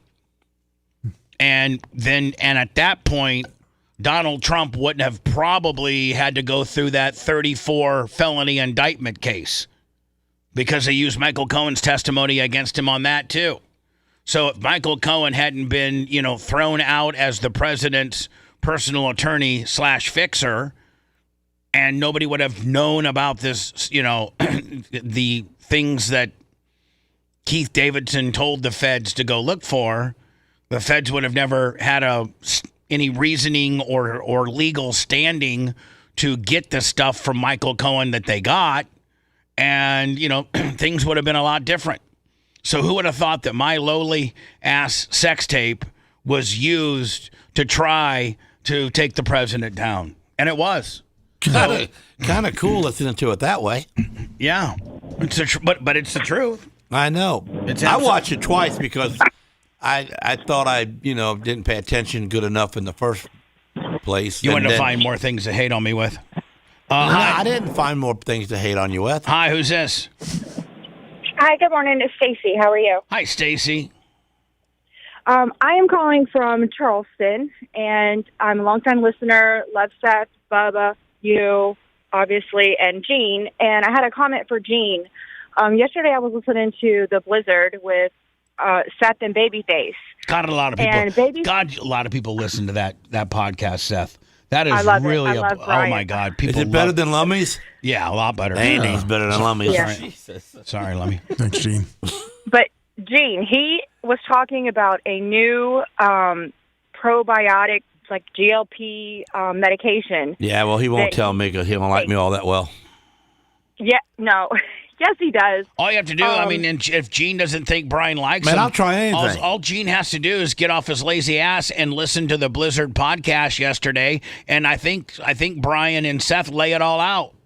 They do. Go to about 15 minutes to the end, Gene, and listen to it, and he spells out what the medication is. Why is he worried about it? He's skinny, dude. I don't. He wants to stay skinny. Yeah, and he said he's already lost 15 pounds from doing nothing. Yeah. But taking this shot. I need to get a truckload of those shots immediately. Yeah. I appreciate that. We're soliciting for Brian to call in. I text him. I wanted to get the. So we can get our own stuff, just you just needle our own stuff up. Yeah.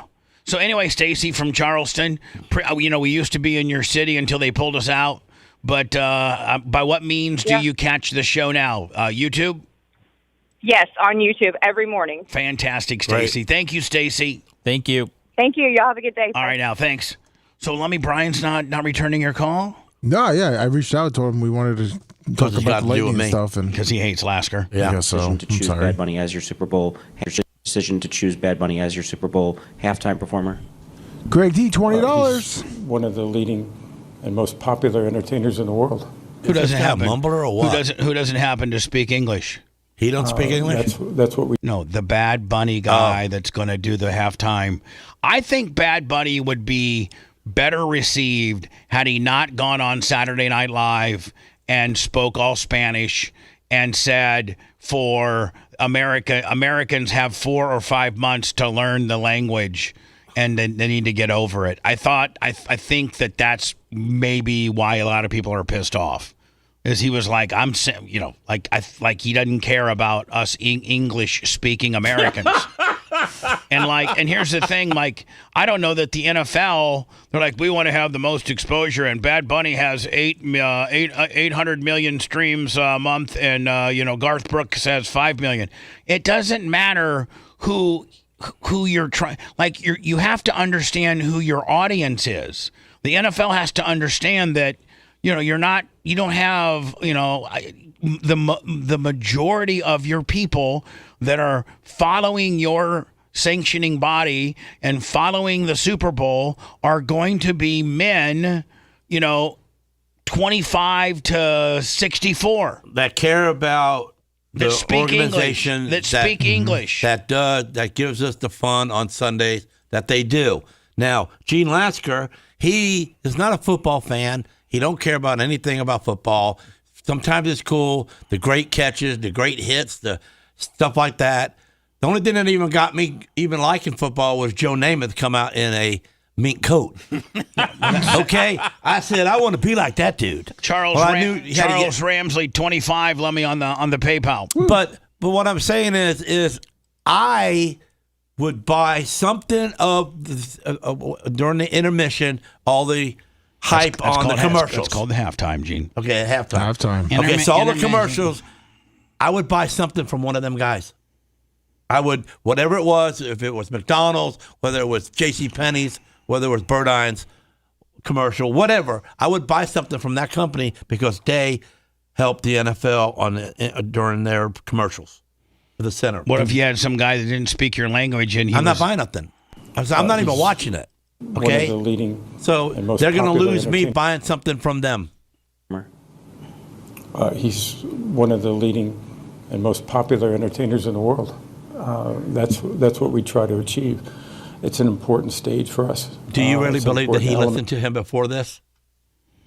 I could probably dance with you on the fact that I don't think Roger Goodell Even has the guy. listened to much Bad Bunny stuff. There you go. At all. And any Bad Bunny stuff that he's listened to has probably been just recently. No, he's listened to the bunny. Oh. He loves the bunny. The entertainment value. This is him just covering his... He feels sorry for himself to have to say this. Look at him. Carefully thought through. I would say that I'm not sure we've ever selected an artist where we didn't have some blowback. You know what? Rather than have Jay-Z as your judge and execute, like the only dude that there's, it's my understanding that Jay-Z is, and Seth, I think you might know, Jay-Z's the guy. His rock, whatever his corporation's called, they're the people that pick the halftime entertainment, and they have now for like 7 or 8 years. And how is that? He bought into the company to do that? No, the NFL picked him. Seth, isn't it? Yeah. That's true, right? They were trying to make it more diverse instead of having, old rock bands up there. So Jay-Z has done nothing but put urban acts on there. Well, he did do it right the few years that he had that big white apartment-looking thing, Lummy, and he went from Eminem to Snoop Dogg to Dr. Dre to all this. Listen, so that man that's 25 to 65 that's watching the Super Bowl, we know all that. We know Eminem. We know Kid Rock. We if he's going to be doing some drastically crazy stuff during the mission, we know Dr. Dre. Yeah. We know Snoop Dogg, so we can urban it up. It doesn't have to be, some honky-tonk country bull crap. No. But it can be across, all types of different genres. But fundamentally, I think that your artist has to speak our language. That's just fundamentally. And then for Bad Bunny... he's speaking English. He just does not sing in English. That's what I'm saying. Okay. And for him to already have drawn a line in the sand, for Bad Bunny to already say, listen, I'm not singing in anything other than Spanish or Puerto Rican. Or whatever the hell he is. In all fairness, was everybody following every word Kendrick Lamar said last year? I don't know what anybody... that's where this nonsense I'm starts. saying I don't know. Well, we can tell that idiot one thing: he can't mess up with Gene Lasker because my TV will print it out in American. So there. You mean closed caption it, Gene? Yeah, your closed caption TV's not a printer. in American words. Your Gene, and he can speak all the spick he wants. Okay, Gene. I don't know that we should be saying that. That's a slur, Gene. Okay. You don't think he don't deserve some slurs? Well, I do, but I don't think he named himself Bad Bunny. I don't think we're the ones that need to be delivering the slurs. Okay. The views and opinions made by Gene Lasker are not necessarily those of our advertisers or this radio station. And then this guy up here is lying. If you want to back up like 10 seconds and start again and listen to what he's saying, he's lying. Here's 10 seconds. Okay. It's an important element to the entertainment value. It's carefully thought through. This just goes to show you how big of a franchise the NFL is. They can say, we're going to put an all Spanish entertainer on there for the Super Bowl. And you know what? The halftime rating viewership may go down, but Seth is still watching the Bears every Sunday. I'm still watching the Packers every Sunday. Lummy's still watching the Buccaneers every Sunday. We're still watching the Super Bowl. We're still watching the Super Bowl, and we're still sitting through. And you know what? We've now found out that Gene has a printer attached to his TV, and Gene's TV will be... Bad Bunny ain't jacking me off. Will be... That's all I can tell you right now. The views and opinions made by Gene Lasker are not necessarily those of our advertisers or this radio station. I told Erica one time, I said, it was a couple of Fridays ago, and I got home, and she's like, you look like you just got hit by a bus. And I go, no, it's babysitting Gene Lasker on the radio for 4 hours. It is just like, oh my God. It's the topics of the world is so criminal anymore, man. I mean, what else can I say? I would say that I'm not sure we've ever selected an artist where we didn't have some blowback or criticism. There's where he's It's lying. pretty hard to do. when you that's have not it. true. Well, I mean, come on. There's been nobody. We'd have been picking it out. Here's the picking it thing. up, There was Kendrick Lamar blowback. I mean, there was all. Yeah, But here's the thing. I don't think I should have Here's Rihanna. the thing, man. This is so fixable, and it's fixable through Jay-Z. Jay-Z, you've not been able to obtain the level of success by only, worrying about African Americans or Puerto Ricans or Latin speaking people. You are a unbelievable businessman. And you could, your audience, and you should at least, you have to know what the audience of the Super Bowl is and what your potential audience for the halftime show is. And you replicate what you did when you did the Snoop Dogg, Dre, Kid Rock, when you Missy wasn't Missy? No. Okay. Who? Mary J. Blige. Mary J. Blige. So you just replicate that, but you can go across different genres. Like have 4. Have a rock, have a country, have a rap, and have a pop. You know what I'm saying? Dude, have 15. Have a big, giant world in the center. Gene, and it like a boat. It's only 30 minutes long. Okay, but I have it like a boat or Each a pirate artist- ship each artist gets moving to- around the earth, like the access. And as it hits a country, that country's singer, that part, whether it's an Arab or a country music guy or whatever, they Arab. sing a song, then the next guy, and make something that brings all of the world together. And everybody's cool about it. Let me tell you something, Roger Goodell. You need to have a pirate ship, and then you have this world. Someone's going to steal that idea, Yeah, Bubba. that was a good idea. Think about it. As it goes around the world, their people come out a door and sing a song. I might like their song. And I might say, hey, man, I'm 40 Arabs. That's cool. Let's not protest them no more. So if it lands on like Saudi Arabia, then the Saudi Arabia guys come out with a camel and they sing a song, Then it lands in L.A. What happens? And LA, then the Mexicans come out with a 66 Chevy with the right front wheel hanging in the air going, welcome to America. Welcome to, you know what I'm saying? What about Canada? I don't know about them people. I don't know much about them. Millions of people that are watching. A Nickelback. Let's see. but Yeah, All there right, you go. stop. Let me stop. Sorry. We have to get through this. We're Don't give him any more ammunition. Just an idea. Just let me. I kind of like it, Gene. You might have something on your hands. All right, here we go. watching. But we're confident it's going to be a great show, and that he understands the platform that he's on, and I think it's going to be exciting and a united moment. Decision to choose. Is he okay? He's in trouble. I think he's on Xanax. Man. I think he's on Xannies. That's what you look like when you don't believe what you're saying. Hello, you're on the air. Go ahead. Hey, Bubba, thanks for bringing this up, man. I really appreciate it. And I think Gene Lasseter is a marketing genius with that move right there for sure. But, that whole Jay-Z choosing, know your audience and know your brand, dude. You're out in New York, man. You got to think about everybody, not just that side of the country, man.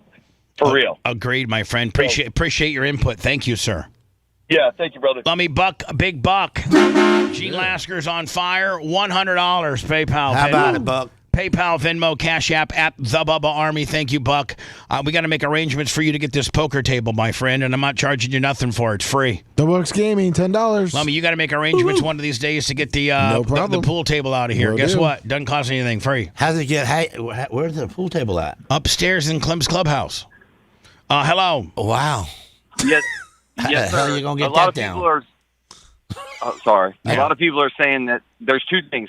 One, a lot of people are saying we don't want to watch Bad Bunny because he's Spanish and he's going to sing in Spanish. That has nothing to do with it. It's because he dresses like a girl. And the other thing is, speaking of dressing, ask Gene how his practice went on Wednesday for his race car. Okay. I'll self-edit out of here. Thank you. Gene, is there a big whodunit that happened at Wednesday for your at Showtime Speedway practice that you end up eating afterwards at Mike's Pizza, which you said was phenomenal as it always is? But Yeah, I love that place. You had an open We had open practice, and I only got to make 10 laps. We got one problem fixed. That was our main problem.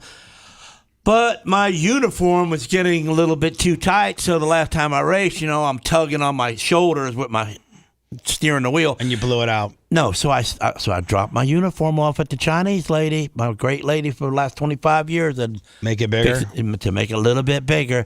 And you know what? That's what you're freaked out over because she didn't make it. She only made it a quarter of an inch bigger by opening up some threads. She shouldn't have had to make it any size at all. That's right. How much weight you. I don't want to gain weight, and that's why you're so freaked out about losing weight. So then I put my uniform on, and it was I had to not breathe to zip it. So when I got in the car, I couldn't breathe. So I pulled the seatbelt. I could not breathe. I was going to die. You fell out of the seat. In racing, that's called falling out of the seat. No, I mean, I didn't fall out of the seat. I could not take a breath in. That's called falling out of the seat. My chest wouldn't come out. You blow I didn't even get no laps in. I wasn't tired yet. I did 10 great laps. I did 10, 12, 9, 13, 4-second laps. So, but the throttle didn't hang through the corners and give me 3,300 RPM. So that was the greatest thing of all. But I really needed to adjust some shocks and change some tire stagger. And no, you really need to go to dirt, buddy. I know. That's what you need to do. I don't I'm know having why. fun doing what I'm doing. You're not. You can't even fit in your uniform. How much fun can you I can't have? fit in the uniform in dirt either. I can't fit in the seat, man. Yeah, but you know what? You're good enough in dirt that you know what? It wouldn't matter. I know that. But here's the deal. You're not good enough in asphalt, so you need everything perfect. I know. In dirt, you would get you would don't matter. That throttle not hanging up. You would get through. You can bend a car and make it turn. I can lose the left rear shock and still win it. You can navigate and bend. They call it bending a car. If let's say your car's too tight, you know what to do to that car to free it up by steering a little bit too quicker on the straightaway and it'll get it loosened up. Exactly. You don't have that skill set on asphalt. No, I got no skill on asphalt. At 60 years old, why are you trying to find that skill? When meanwhile you could change your car over to dirt. Or I know you have a dirt chassis. I got a whole dirt car sitting there. And you've won. I just want to have some fun. You've won championships. I know, but I don't want to get involved with winning and then liking it and going back and spending all my money on doing stupid. So you figure if you'll finish last, you won't spend a bunch of money. It's just a hobby. The adrenaline. Let me tell you something. Them 10 laps was great, but I'm just upset that it's the whole problem. I know I could fit in your car. Could I? Next time you shake it down, can I drive it? Yeah. Remember that one time? I told you that. I used to drive for you. The seat's big enough now, bro. If you liked that segment, then you'll definitely like the new redesigned BubbaArmyHQ.com. We'll be back to the Bubba the Love Sponge show after this.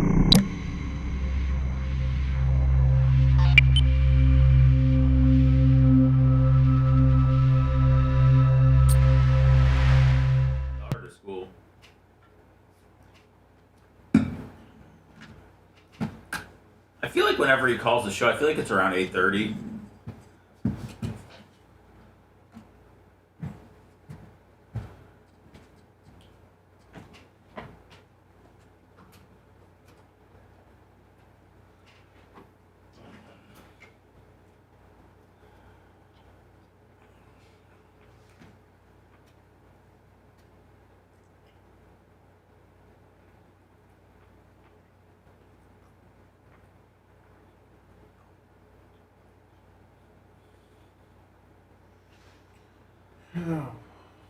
Halloween in Tampa. What are we looking at here? 7. The past temperatures. I know. I mean, what are they saying we're gonna get? It's gonna be cold. It's gonna be like, I think it's like 60, low 60. Yeah.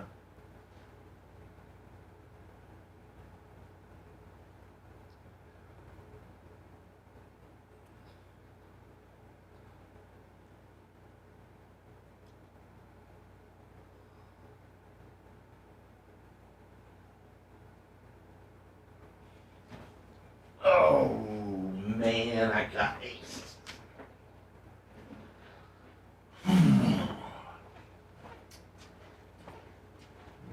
Somebody needs to talk to chat. What's up, you Willie? Look at this picture. What's up, Gary Dave Rock?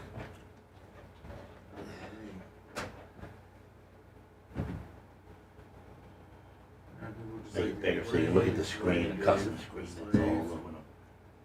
for your dogs? Yeah, I made 3 of these. So they have 3 compartments? Would be 3 cages with wheels, and that's the doors, and it's got an 8-inch You bed. give them that much room? Yeah. Why? So they can stretch out. 6 foot by For 2.5. what? Like when you leave? A dog's 120 pounds. I know, so I'm saying, like, Yeah, but you got the house or not. when if you come over, I got to put them in a kennel. Oh, that's what I'm saying. Right. Are they gonna They be go to inside? bed in there. They sleep there at night. Yeah, okay. Some nights we leave them loose, but We leave them they're guard. inside or outside? They stay inside. So these would be inside? Yeah, I got 2 against this wall, 1 across the front. That's in the living room. Now, is that who's welding that for you? Chuck, the guy with the statewide fence. So that he had to. He built the frame. That's what I'm saying. That's all custom. Oh yeah. You couldn't buy that. It'd be like $3,000 a piece if you want it. And then you got a powder coater, right? Oh yeah. What color? Black. Yeah. Like a light black. He's got his coop. He's got his tubing down there. Yeah. Look, open it. Look at the screen. How it's made. It's pretty cool, isn't it? Those they're not busting out of that. I mean, you could put it. They don't try to bust out of it. That's their safe home. They don't have to watch. So it says we tell Bella, we call it her office. Yeah. Okay. So we say, go to your office. Go to your office. And she goes. And she. We goes, always call them kennels, so it's get to your kennel. But we say, go to your office, and she'll go there. These dogs, as soon as they come out, they're on the look. They're always guarding, and it stresses them out. I would imagine it would stress me out. And when we tell them it's bedtime, they really don't want to go, but they make it to their bed, get to their kennel. They sleep like babies. Now, what kind of you got one that you got at Pet World now? Or some bullshit one? Yeah, the one you get from Tractor Supply, the screen black ones. What's wrong with those? They're not 6 foot. They only come 4 foot, okay. and that's the biggest one you can buy. So you wanted to give them something more comfortable. Yeah, more comfortable. So when they want to lay down and stretch their legs out long ways, they can. Right. They got a good life. How's Coben doing, my buddy? Coben's doing great. That's my buddy. So you could picture this.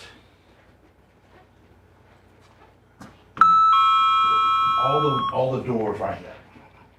And a big world. Big giant. And then the little boat. And then the world's turning. And the boat's moving. And then it says Asia. Boom. And the guy comes out, da-da, singing the Chinese song, da-da-da-da. And then it breaks it goes from Asia to Japan, and the Japan guy comes out, and he's singing his song, doing his dance. Then it hits Africa, then the African guys come out. And then, he could be Bad Bunny because he's black. He pops out. Then it hits America. Kid Rock comes out, right? Does it end in America? Well, it could end anywhere you want it. Yeah, it should end in America. I like that. But the Russians, and now we're fighting with the Palestinians, and we're making them good. We give them a spot. Give Russia a spot. Give Ukraine a spot. It's like the Olympics of singing.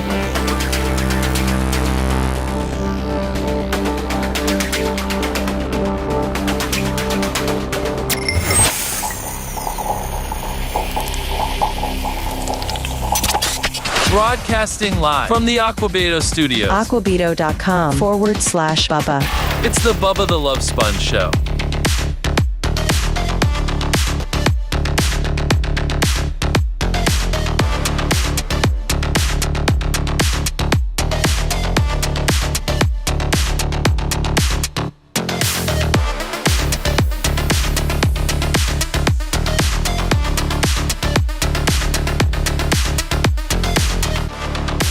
Oh my God, it's almost too inside for me to talk about, but I'm gonna. So the merch crick Lummy, she's at the apartment right now with Bella. Yeah. And Gene was showing us this fabricator that's put together 3 6-foot kennels. 6 foot long, 2 foot, 2.5 foot wide, and 3 foot tall. For his 3 Corso cane dogs, cane Corsos. And that's where dogs, if you get a kennel for a dog and you kennel them correctly, it's where you can put them, like if you have visitors or stuff like that, or it ends up being kind of their safe place. Yeah, it's a safe home. It goes from being kind of like penalty to being in trouble, to like, go get your kennel, to being kind of their den. And so I was telling Gene, and the Merch Crick watches the show, and on YouTube, and so Lummy, she's privy to the hot mic, right? Yes, of course. And so I was telling Lasker that, God, years ago when I was a kid, we had a bulldog, and it had a kennel. But my mom's like, I don't like the word kennel. So when my mom was getting ready to go to work, she was going to her office. My mom was going to her office. That's where she's going. So we just started calling, this was Olive the bulldog. Go get in your office. Mom's going to work now. You need to go to work too. You got. That's kind of cool. I wish I'd have known that. Yeah. So over the years, all the dogs I've ever had and stuff, we got Bella now. We've had Bella, I think, over 3 years. And so Bella was listening to the show because Merch Crick has the show on. And I was explaining to Lasker that we call Bella's cage her office. And all you have to say is, Bella, go in your office. Like if we got friends coming over or, whatever, for whatever reason. It's like, Bella, go to your office. And so Merch Crick said that she heard that, and Merch Crick just sent me a picture of Bella in her office right now. So Bella was on the couch, and she heard me say, Bella, go in your office. And she did. And over the TV. Ah, that's cute. And she went into her office, so she's in her office right now. Bella, come out of your office. Come on, Bella. Hello, who's this? Hey, what's up? It's Pedro. Hey, Pedro, how's your health? It's actually pretty good. I got an MRI Saturday night, and no new growth, brother. No new growth. Great news. Yep, we're going on vacation next week and see my son graduate. He actually just became a Navy kid 2 days ago. He just graduated, or he just finished all his training in basics. So you're talking about he's graduated from the Naval Academy? Yeah, that's basic training. That's great. That's he's well on his journey of being a man. So was you in the armed forces too? Was you? Negative. No. But look, Gene, that's a way to man up a kid. Oh yeah. Send into the military for 4 years. They'll come back a man. So what do you got for me, Pedro? In high school. Oh, that was it, man. Just want to let you know that health is doing pretty well, except that my oncologist decided to quit on Tuesday. Yesterday was her last day, so I'm coming up to Moffitt on the 3rd. Don't you just hate that? Trying to figure that out. That you're hooked up with a doctor and then they quit, like mine. One of mine died, so now I got to find me a brand new one. They can give you some. Give you some peptides, so you're not so fat. I'm just gonna. Pedro, we love you, buddy. I appreciate you. Thank you. Man. Good luck. 813-902-8222, 813-90 Bubba. Hello. Hey, good morning, Bubba. Hey, buddy. Hey, just Chris out of Charleston. The reason I'm calling is I'd like to plug a new podcast. Well, I don't know if I don't know if I'm into. Did you send any money this morning? Yeah, I mean, first of all, whose podcast is it? Craig and Rio. Okay. They're coming out with a new one. All right, great. It's the Chop Shop. It's going to be called the Chop Shop. Good luck to both of them. Absolutely, man, and I appreciate getting it out there. Don't give them my address. I don't need my car stolen. Gene, stop. The Chop Shop. The details of the rigged poker games that Damon Jones and Chauncey Billups. Now, let's not forget that, isn't Chauncey Billups, Seth, not only recognized as, I think, maybe a Hall of Fame player. He's in the Hall of Fame. But a coach, too. He's coaching right now. Yeah, he was. He was. Right. Yeah. But clear up until a few days ago. They were involved in from what the U.S. attorney from the U.S. Attorney's press conference. They had X-rays machines built, and I got stories to back all of these. This is just kind of the preliminary. What I'm going to show you, their cheating scandals were so extensive. They had X-ray machines built into the tables to read face-down cards, contact lenses and/or glasses to read pre-marked cards, and secret cameras in card trays. All of this is coming out now as the largest, probably not definitely NBA. And they did have that one guy, Lummy, and we had Tim Donahue, and we had him in the on the Sirius XM show, and I think it might be available on our YouTube if you type in. If it's not, we probably, in the midst of cheating in the NBA being a hot topic, we probably should cut that up and make that available. The Tim Donahue interview. I had him in my old studio, and he said that he'd literally get a call like at 3 or 4, after, because the game started at 7, based on East Coast, West Coast, but we were talking about East Coast time here, and most tip-offs are 7:30. Yes, on the East Coast. But the money. All day, people are betting the over, the under, the money line, the spread. There's just all kinds of bets coming in. So like 15, 20 minutes before the game would start, after the majority of the money that's going to be bet on that game is already in, then his mob guy would call him and say, "Okay, let's say you got the Knicks playing the Pacers." And you need the Knicks to win by 4. His mob guys would tell him that. And then going down the stretch, you as a referee can start calling tic-tac fouls on the Pacers, can start calling, you certainly as a referee could do a 4-point, a 4-point spread, no problem.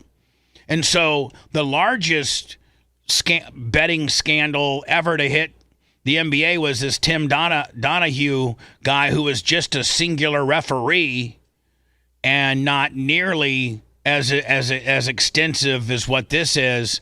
Several different reports. I'll probably end up playing them all, and it'll lay it all out. And man, do you think, is it Adam Silver, Seth, that's the commissioner of Yes. Does he have is this a black eye on the NBA? Is this something that he has to worry about or overcome? Does this take asses out of the seats? I don't necessarily think so. No, I think this is if it's just an NBA problem right now, which it's not, it's really just I think a problem of bad people. Well, here's what I learned yesterday. So the guy, who was the guy that went to jail? Didn't he work with Boomer Esiason, the New York sports station? Yes, Craig Carlton. Carlton, okay. So he was gambling and all this stuff, and so we look at these guys that. Both these guys, Terry Rozier, Chauncey Billups, have made over $100 million in their career. And we're like, why would they do that? $100 million. We're like, why would you risk all? And so he said that gambling is an addiction, and that no matter what it is, just the addiction of winning money is what drives these people. So I think it clouds their judgment and all that. So to me, it's more of a problem that I think is just across the country. I think it's a problem with how much sports has embraced betting. Yesterday, ESPN was literally talking about this story, and then they had to rip down their betting lines that they had that were scrolling underneath. So, there's a lot of different areas that, networks and sports are going to have to try to figure out when they're going forward with taking all of this money, but it's still being highly illegal what some of these guys are doing. So what you're saying is this kind of mirrors the way that the country has shifted in that last, 5 or so years, where they have opened up betting now. It's wide open. Two guys got what kicked off? Was it the Indians, Lummy, the Twins, or something like that? The relief pitchers? Yeah, that were betting. Literally now they've made betting, Seth. Before you had to go see Guido at the corner and blow in a call and talk all corrective, like, I want a dime on the Spurs. I'd like to have a nickel on the Pacers. I'd like to, now you just go to MGM. You literally go to an app.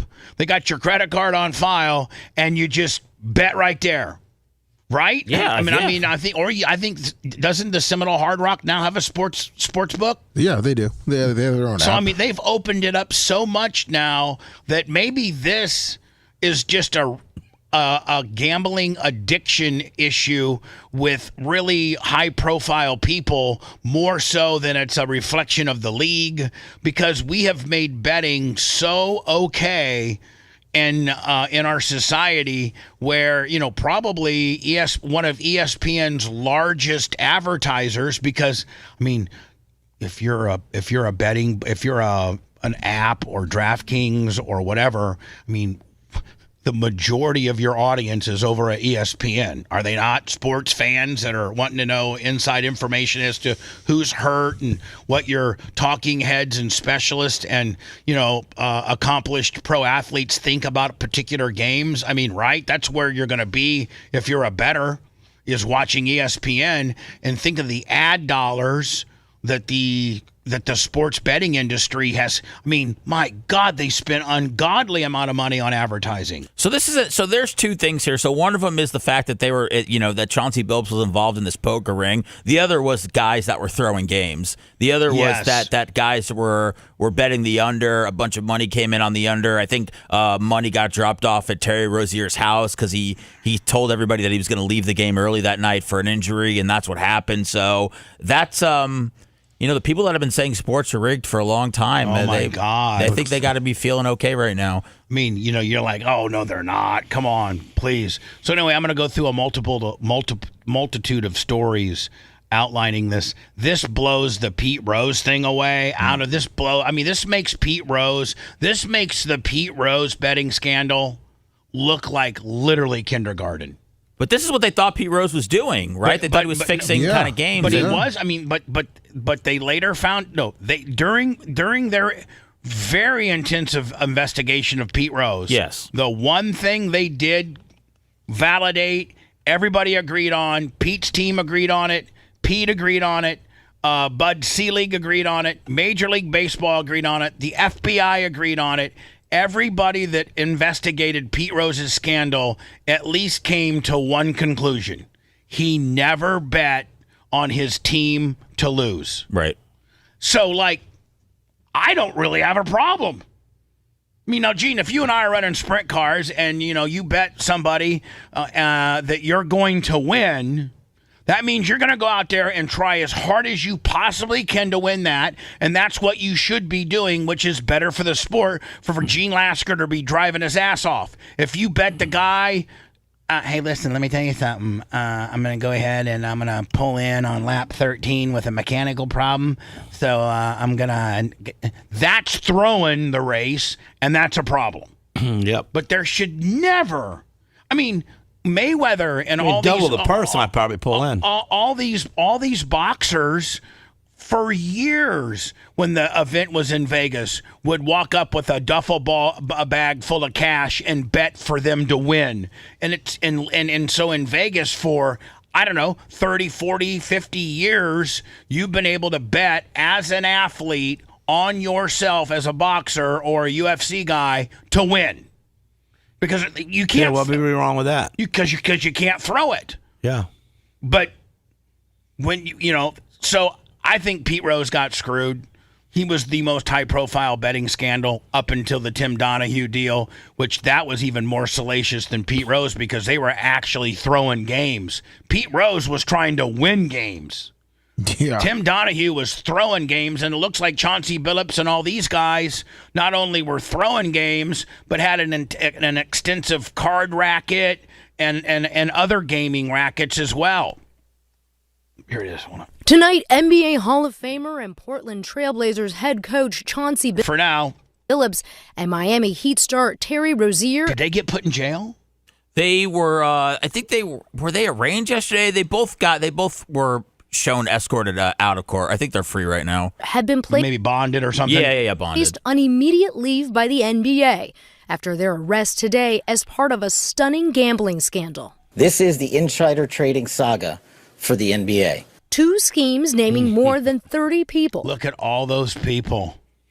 According to charging papers, including 4 well-known mafia families in New York City. Your winning streak has ended. Your luck has run out. Violating the law is a losing proposition, and you can bet on that. Oh, boy. And think about this. Oh, man. Think about this, though. Let me think about the lummies out there that like to bet, that Chauncey Billups. Think of the people that are affected on the other side, not the people that won because they were on the. You can't feel sorry for people that bet. You can feel sorry if they got taken. You can feel sorry for people that you can feel sorry for people that bet that thought they were going to see a straight up game. If you're betting on Terry Rozier's under, dude, you are a junkie. You have problems, man. Great point. The indictment involving No, you would have won if you were taking his under set. So if your betting is over, you're the one screwed. outlining a national illegal poker ring, wooing wealthy players known as fish into rigged games, stretching from the Hamptons to Las Vegas. Prosecutors say Billups and former NBA player Damon Jones were called face cards, using their fame to lure unwitting victims. But authorities say the NBA pros knew the games were a high-tech scam, rigged by the mob and cashed in. They used custom shuffling machines that could read the order of cards, barcoded decks, and hidden cameras built into tables and light fixtures. Man. Court documents showing one of those shufflers at this. Disassembled, and this poker table taking x-rays to reveal cards face down.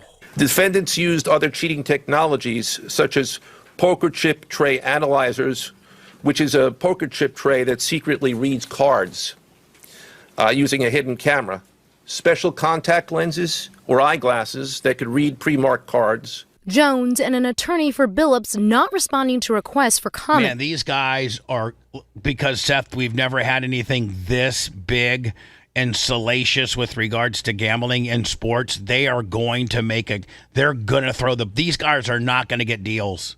They are going to throw the book at these guys. I mean, a lot of the guys, get thrown out of the league and suspended. But yeah, these they're prison. Yeah, they're going to prison. They're going to be with P. Diddy. They you know what? They'll do more time than P. Diddy tonight. In a separate case, Miami Heat guard Terry Rozier now charged for his role in a criminal betting scheme.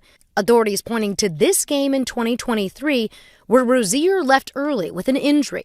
Prosecutors say he had tipped off others first, so they could place bets on his stats that night. They placed wagers on unders on players to score less, rebound less, assist less, using information that was not yet. So Seth, if you're under as a player is like 12 points, you can completely control that. Oh, easy. And then you say, I'm tweaked. I twisted my ankle. Oh, my God, I can't go back in. And he knew, too, because you have to play for 9 minutes for the bet to count. Right. At public. And all you do is just listen. Instead of that open shot, you pass off. Or turn it over. Yeah. So what? Or bounce it off your shoe. I sent you a video in prep. I got it. Exited the game after just 9 minutes. Yeah, I got quite an extensive footage on this, guys. So be patient with me because this is really big. This is super big. And those bets paid out, We generating need to make this a standalone, Lummy. Yep. tens of thousands of dollars. Somebody it looks like she was running down the road and hit a parked truck and it smashed her face in. Her jaw. Profit. The proceeds were later delivered to his home, where the group counted their cash. Rozier's attorney tonight saying he believed the feds had cleared his client. They took his phone, downloaded everything, and at the end of the day, they said there's nothing to see here, so we're going to fight it. Laura joins us now live in studio, and Laura, we're talking about a lot of cash here. And Tom, the poker scheme alone raked in so much cash that the victims suffered $7.1 million. Hold on, this was just the poker end of it, where they would use these really popular NBA guys to lure in these very affluent business people called fish, and just that part of this scandal. Now, listen, there's a couple different parts of this scandal. One, the actual gambling, gaming part of it, and then two, the fixing of games. So there's a couple different tethers of this. Just the poker part of it is into the $7 million range. Losses. One victim alone, $1.8 million in losses. A huge amount of cash. All right, Laura Jarrett leading us off here. Laura, what's that, Gene? It lost to mean something. $1.8 million.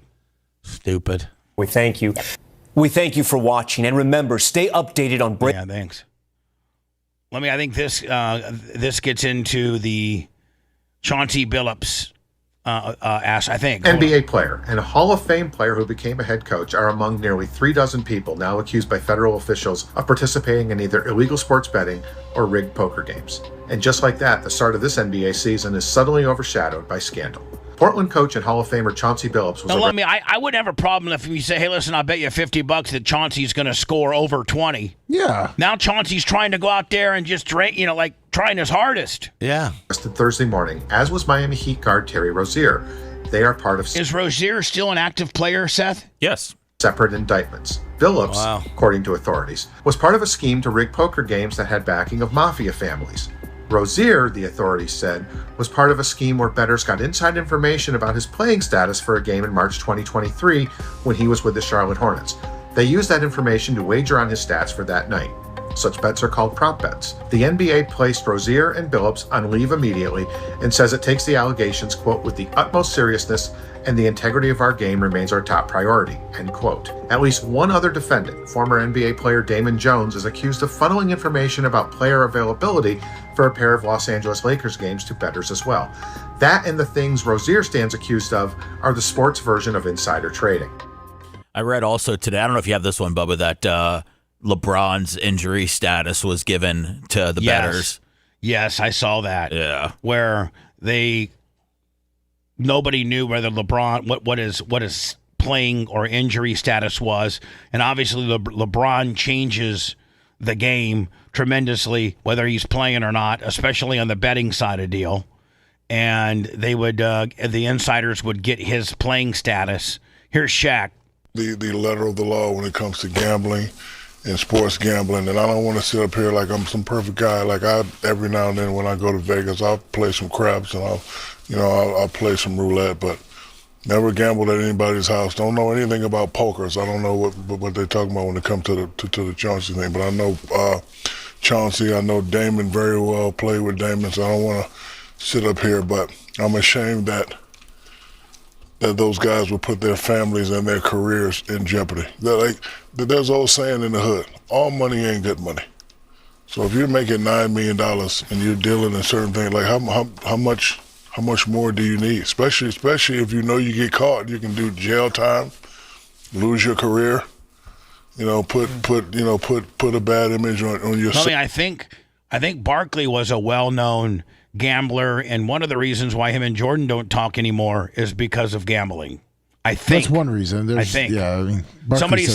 Somebody said there's an urban legend story that a guy was on the elevator with Barkley and Michael Jordan, and they would actually bet on what if they were like on floor 16, and like Michael would be, I'll bet you $1,000 that this elevator stops at least one more time.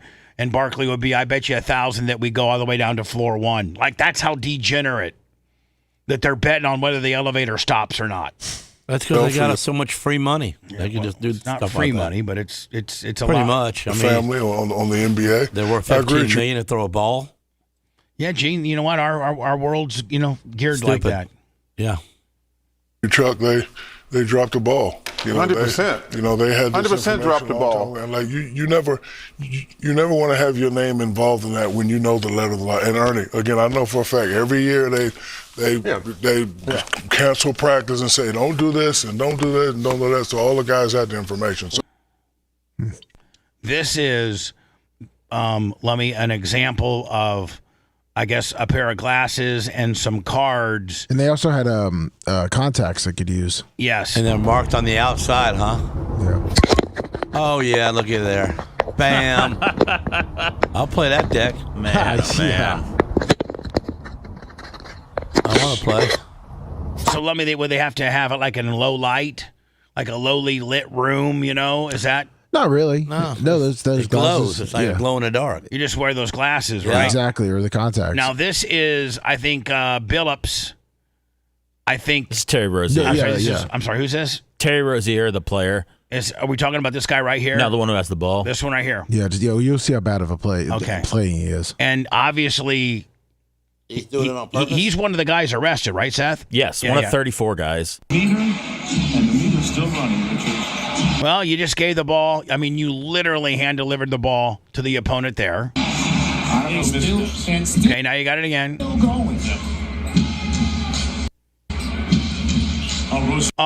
come on.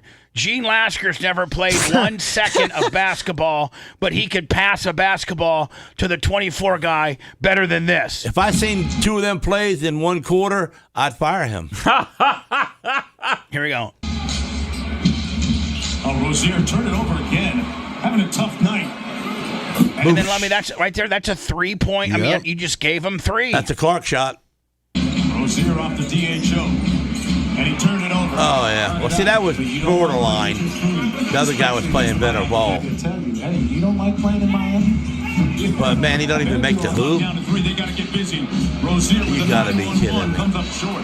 On Merrill. I can play as good as him. Contested three is short. The ultimate team. Hey, listen up. For all you Mafia guys, put me in the game and I'll score 0 points. And you guys will all win. And sacrifice so much. Rozier on the Look show at that to go. terrible. That all year. This is just one particular game, Gene, that they're showing you how bad Rozier would the level of inadequate play to throw the game. Yeah.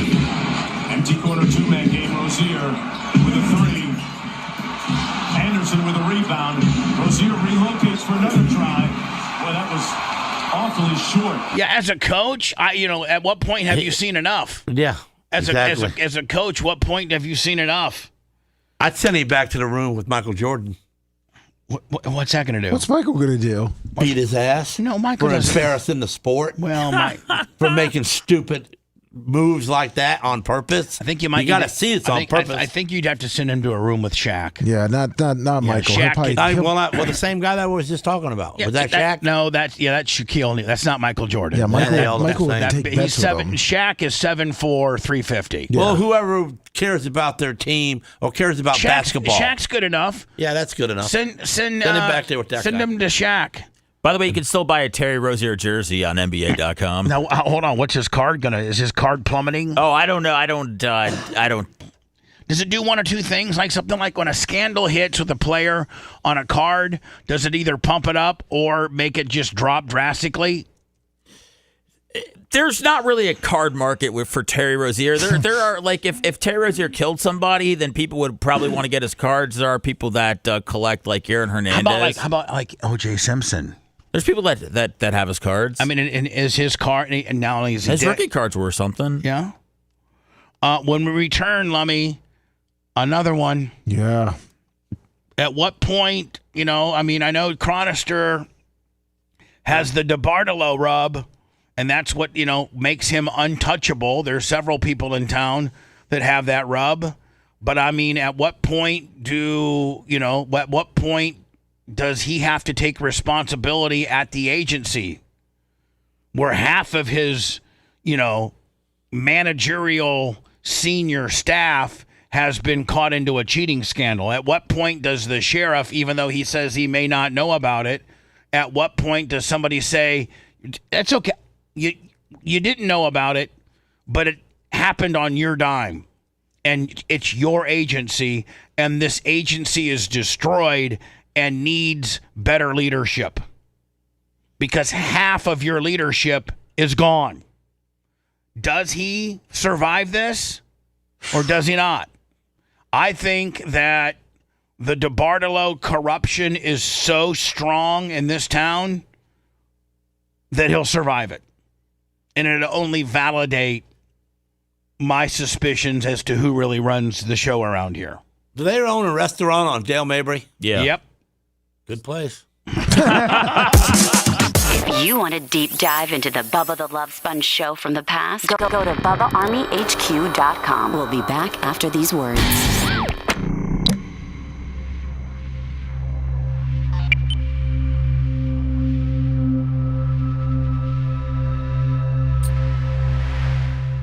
Rellos or something, but there's always a limo parked in the front door. Donatello's? Donatello's, yeah. Del Mabry. Del Mabry, yeah. It has the same inside thing from the 1970s. Yeah, it's like way old. I ate in there one time with some friends, and it was like, when you go into the bathroom, don't even touch the walls. That's kind of bullshit. We used to sell other seafood. But yeah, you always got a limo up front and an old man coming out of that motherfucker. Are they still open? Yeah. Yeah. Is it just for like They reservation changed only? 1 minute. No, they did decent sales. Dude, I've never seen one person go in and out of there in my whole life. You never would. But listen, they used to buy, 10 Bunch of stuff from you? Yeah, 15, 20 grand worth of seafood a week. Has it lost a little bit of its shine, or is it? Is it still? No, it sounded like Always a lot of people it's an old school kind of Tampa. People know about it. It's just not one of those places where people are like, "Oh, you got to go to Burns and stuff." They never talk about it. It's kind of like what Gene like. He's like, "Oh, there's a place, that's Italian." It's like word of mouth now. But like the old school, like the. It's like they don't want you to know about their place. Yeah, the guys. If you know, you know. Like Ivoroni's. Yeah. That's the place. Like Alberoni's. Yeah. If you know, you know. If you people go, why so many people over there during lunch and shit? Oh, no one knows. They've been open forever and they have steak. But they got a bullshit parking lot, dirt, fucking parking lot, no fucking lines. And everybody parks the same way. Yeah. Someone knows something. Mob money. Yeah, mob thinks that. Grab that. Man, I wish I was in the mob. The mom. I could have been if I'd have stayed in Brooklyn, but grandmother had to mess my life up.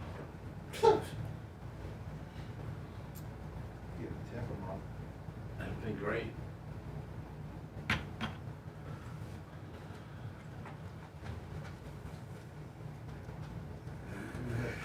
You really look good in that pinstripe suit. Huh? You look good in that pinstripe straight suit. That's right. I fit it very well, especially the shoes too, bro. Exactly. I could have me some patent leather shoes, like 30 of them. Always wearing a different color. You're rolling up in a red pair of shoes. Your hair slicked back. That's right. I mean, how are we doing on the likes? Are we Gene killing it? Was it 900? 845. Oh. Gene's a little behind. You got Walker stuff? Yes, sir. I'll send you the video. Send me the link. Walker's yet to be a star on Facebook, man, with his little dance that he does. Oh, you saw that dance? Yeah. They're different mascots. That's funny.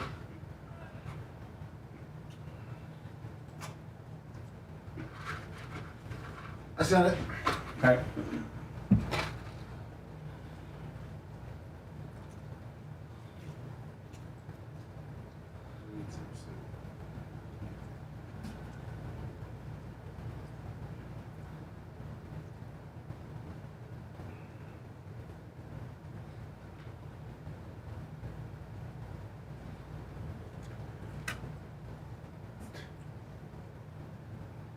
I wasn't here during this, so I'm curious on his picks.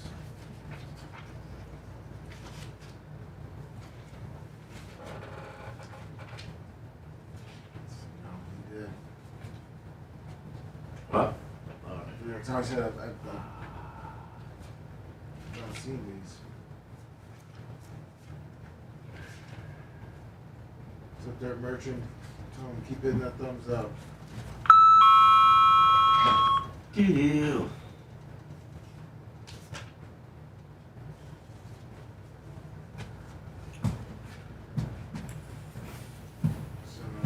What is it?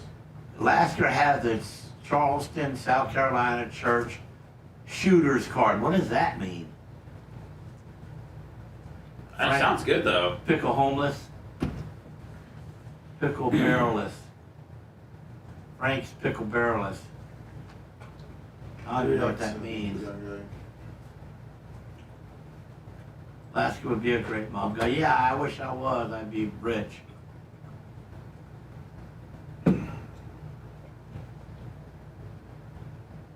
Being bounded by a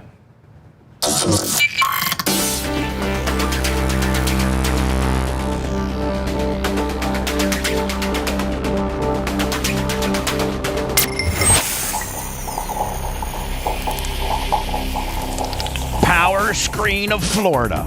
Rock solid and rugged quality. Power Screen of Florida, the experts in design and manufacture of crushing, screening, washing, grinding, and recycling equipment. With locations in Florida, Georgia, Texas, Dominican Republic, and Central America, there's got to be one near you. Real simple to get a hold of them, my friends. PowerscreenFLA.com. Power Screen of Florida. Rock solid, rugged quality. broadcasting live from the Aquabito studios, aquabito.com/Bubba. It's the Bubba the Love Sponge Show. We'll do the Hillsborough County Sheriff Department cheating scandal story. Then I got to get into the Gene versus Walker deal. And, if I don't get some thumbs up, man, I'm boycotting everything. I mean, here's the deal. I mean, Gene, come on, hold on. Here's the deal, I Gene. even got a guy on the chat telling me I ain't got no thumbs. I know, but what you don't realize is there's this rule, and I don't want you to get upset. But if a guest if a guest doesn't get 1,000 thumbs up, they're done. Yeah, they're embarrassed off the show. Right. There you go. Let me write that down. Embarrassed off the show. Embarrassed off the show. I'll add it. Not just throw it off the show. Embarrassed off the show.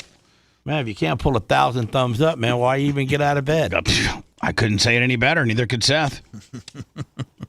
So anyway, man, I don't know. I'm not trying to speak illy of Chad Chronister. I think he's been a good sheriff. I think that he got fast-tracked to be the sheriff because of who his father-in-law is. I think that he's part of the good old boy network in this town that hates my guts.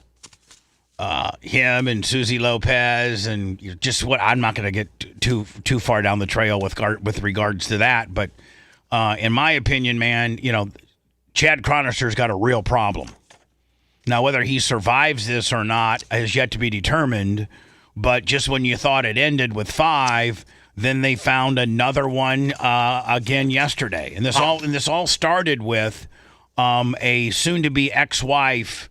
Was it the ex? I think this started with the assistant, the under sheriff, right? The second in charge. Yes. That skinny African-American guy. Yes. He told on him? His wife. I think, Lummy, it's soon to be ex-wife. I think they're going through a divorce. I think. I don't know. Good girl. Grab them all. Yeah, she sold him out. Bust them. And so she wrote the sheriff or FDLE or the governor or whoever and said, the under sheriff of Hillsborough County is my husband. He went to Quantico, Virginia, and the FBI headquarters had to do some type of specialized testing. I guess there's a written part that maybe you don't take at Quantico.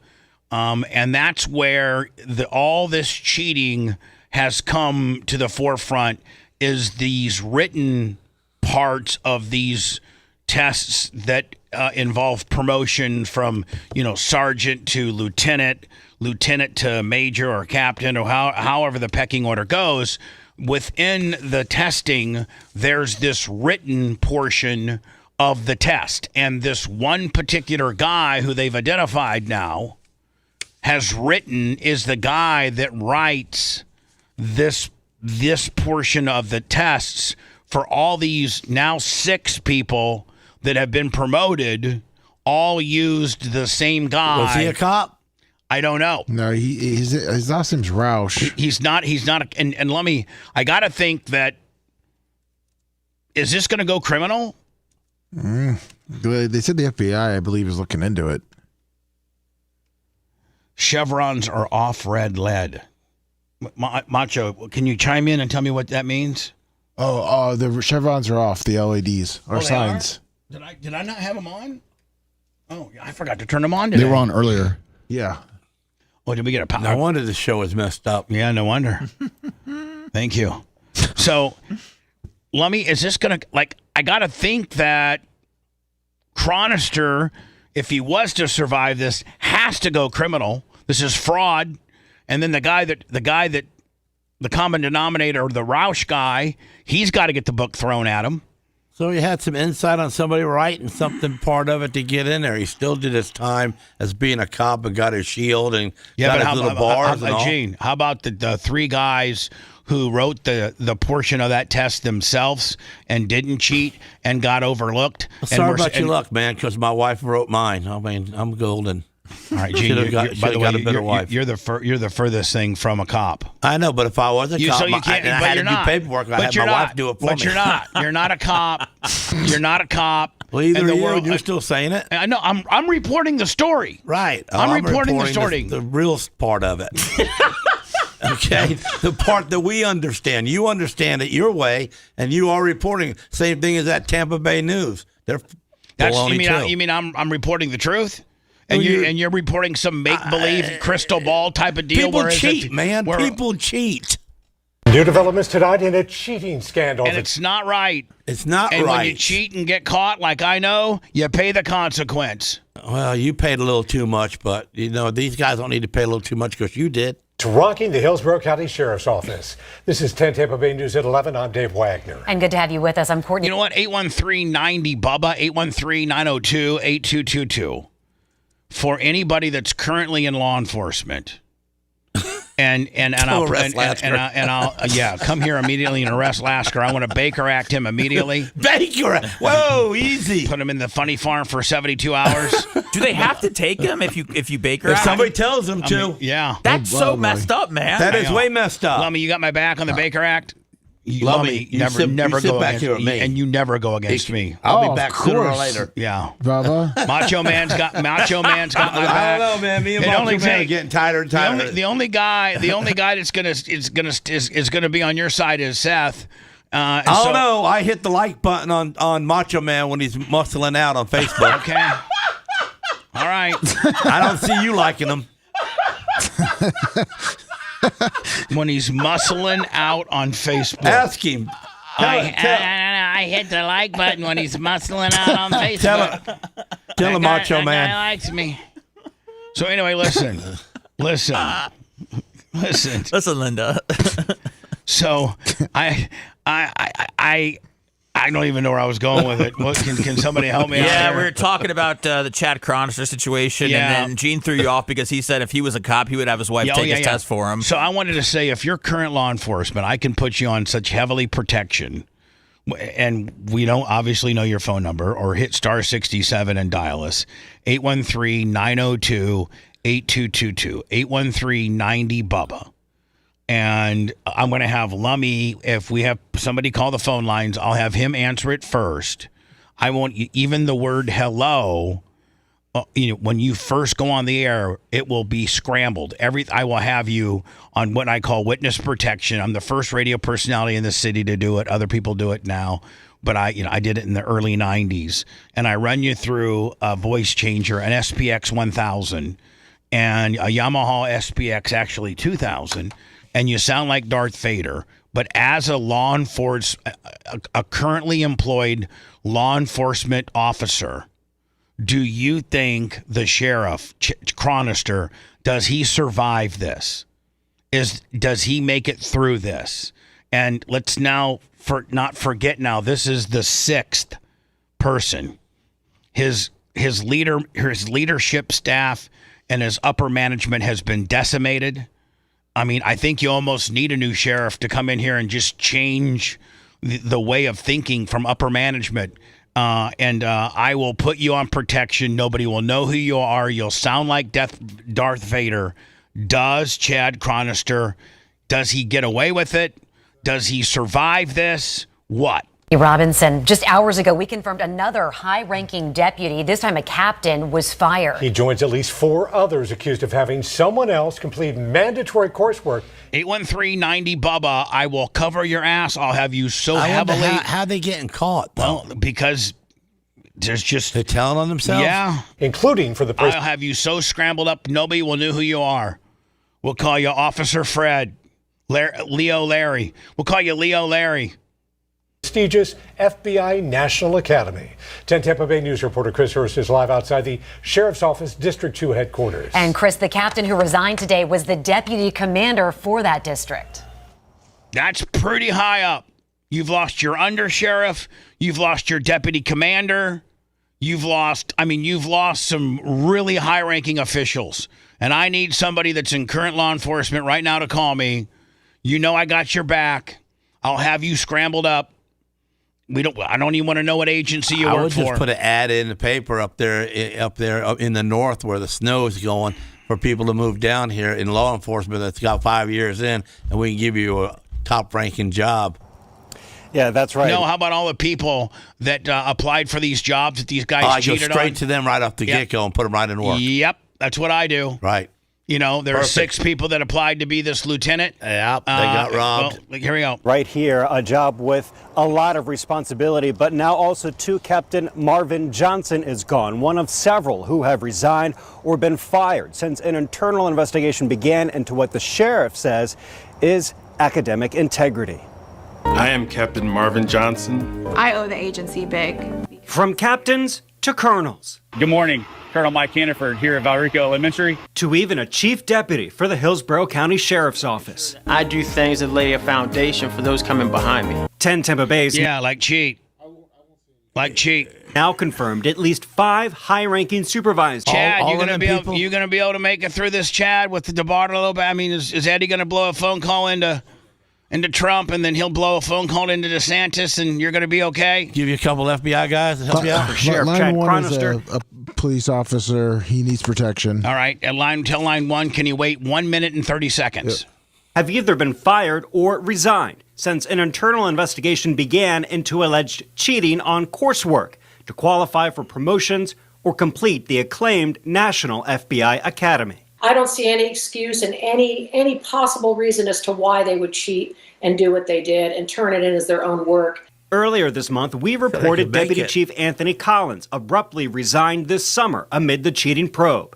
Then last week, we confirmed Colonel Chris Rule, who oversees support services, and Colonel Michael Hannaford, who heads up patrol, Those are good also old boys right resigned during the same investigation. Wednesday, Captain Zuli Stearns was fired. And today, Captain Marvin Johnson was also let go. Yeah, sure, we have today's world, AI, Chat GPT, all those things. Even other humans to By the way, this woman's a retired FBI special agent. Yeah, work for them, but I think there's absolutely no excuse, no reason for this. Jill Stillman is a retired FBI special agent and says the scandal could impact prior cases. Those accused worked as deputies. Oh, yeah, let me out, man, because they cheated me and cheated. Gene, now you're seeing it differently. Yeah, let me out. The pond, and you just watch it go out. Because they forever now have said, By the way, for those on hold, 45 seconds left. I have a lack of integrity. I have a lack of candor. Therefore, I can't be trusted. It's happening in our town? Tampa. This is happening here? The entire county of Hillsborough. Oh, I got to pull up some records, man. I need to get off on some things. You need to see if any of these guys... one of them guys pulled me over or something. Yeah, you need to pull... You know what, yeah. Gene? You need to look at your paperwork. Say it. Right, I need to look at my paperwork so I can get some paperwork going. Gone ahead and asked the Sheriff's Office for all investigative files and reports related to this cheating scandal. We'll, of course, share with you what those are once we get them. Now, we asked for an on-camera interview tonight with the sheriff, but the sheriff's office said he will make comments publicly once the internal investigation is complete. Sure. Live in Hillsborough County, Chris Hurst, 10 Tampa Bay News. All right, Chris, we do have full coverage of the cheating scandal and resignations. You can find that right now on 10tampabaynews.com. All right, let me. Iggy McGillicuddy, $20. All right, man. You're on. Hello, you're protected. Okay. You sound like Darth Vader. How you doing? Well, I'm good, Bob. How are you? I'm doing good. Now, are you a current law enforcement? Yeah, I've been a cop for 26 years. All right, and so what? What is your opinion of this particular situation? I'm sure I'm sure almost all law enforcement agencies, whether they're Hillsborough County, Pinellas County, Pasco, City of Tampa, Tarpon, state police, I'm sure that this is, what everybody's talking about. What is your opinion, and what are the boys that you work with, the men and women, affectionately known as the boys, what's their opinion? If he survives this, I will be shocked. There's too much that falls into play here. How do you not know what's going on with your direct command staff, number one, and all of the fallout that's going to happen with all the legal cases? This is going to impact cases. Years and years and years that have passed. Like Gene Lasker said, Gene Lasker's been arrested as late as 20 years ago. If any of these guys or women were part of anything to do with it, then I need to be expunged. So multiply that, sir, like you said, your current law enforcement, anything that these people touched. Are they officially never cops? Well, I don't think they'll ever be. I mean, sir, no, I'm saying like if they never took the test and passed it, then I mean. No, I think they. I think they're illegal. I mean, sir. I mean, No. Go ahead. The tests that they were taking were for promotion. Promotional exams, from what I understand. So what they can say is like, what this has nothing to do with them getting on. Right. When you go through the police department, you go through any academy, you go through such a rigorous background, a rigorous training, and all the different tests that you have to take. Not only here in Florida, do you have to pass FDLE standards and stuff. Anywhere you go, you got to pass all those standards. So so this doesn't have anything to do with them being promotion. This doesn't have anything to do with them being cops. This is just maybe the guy wasn't legitimately a lieutenant, but he legitimately was a cop. He went to the academy. I got it. He did X amount of years as a slick sleeve. So he's genuinely him or her are genuinely a cop. Bummer. But they may but they may not legitimately be the undersheriff, correct? Well, they're legitimately by promotion, but they fraudulently, took the exam. They cheated. And like you said, so they're legitimately in the spot by promotion, but they fraudulently got it. So that's where the problem is. Are you saying now that anything that these people touched, any investigation, anything that these people were a part of, I don't care if it was the planning of the Gasparilla Parade or it was, the highest, most undercover or drug operation bust that they've ever had. If any situation was involved and they were involved in, now it is in jeopardy of being delegitimized. Am I right? Yes, correct. Because their integrity is in question.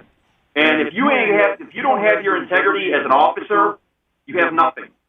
How is the court going to believe anything you say? I know officers that have been in the past that they got their integrity in question when they went to court, and they're no longer allowed to testify. So if you're no longer allowed to testify, how do you become an officer? How do you make arrests? Well, I mean, not only that, but how about the integrity of the agency? How about the fact that you're the first round of integrity as a police officer, and this is just me being pro Leo and me really supporting you guys, but I think you guys would all agree, the boys, that the first part of integrity starts with how the public perceives you. And if the public perceives you as a dirty cop, and if the public perceives Chad Chronister has half of his managerial, and including his second in charge, not having integrity, what type of public perception does that lead towards the agency in whole? Exactly. The thing is, he very well may not know any of this was going on, but that's a problem right there in itself. Yeah, I mean, he's not established, good enough managers to let him know of this particular. If you really had, a good colonel or you really had a good undersheriff, him or her would come to you and, a long time ago and say, Sheriff, we got a problem here. We got to I got two people that cheated, and you start, you nipped it in the bud at one or two. We're 6 deep right now. We're 6 deep, including second in charge. Exactly. So so you think, and the people that you work with think that he won't survive this? I think he's going to be quietly asked to step away. And who does that? The governor? I don't know if it's going to. Somebody is going to ask him to walk away, whether it's the governor or the mayor or just. And, not the mayor, but the governor or the people in that facility, somebody's going to ask him to walk away quietly. Yeah. Because you can't recover from this. I don't think you can. You can't recover from it. Hey, man, thank you for your service, and two, thank you for your call and your insight and your information, my friend. Thank you. Thank you, Bubba. All right, Gene's the man. All right, Gene, how about that? An active cop who said Gene's the man. How about that? Yeah, great. Let me. Are they all protection? All but three. I mean, I'm sorry. Line 3 is not protected. Send me a get out of jail free card. Hi, you're on the air. You're highly protected. Let's go. Okay, yeah. This is John. 17 years on the job. This guy is never going to survive, in my opinion.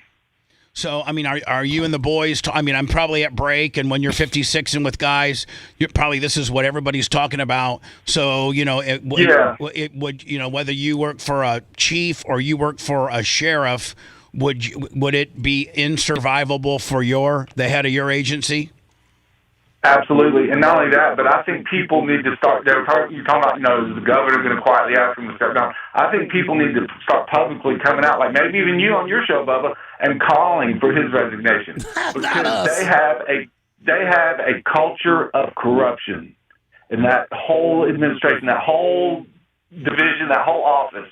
That is a complete culture of corruption to just totally overlook the rules and policies. And they're cops, so that makes it that much worse. You know what I'm saying? And when David G. left, it wasn't planned for DeBartolo to be fast-tracked to the sheriff until he started sleeping with Nikki DeBartolo, and she, got a quickie divorce and married him.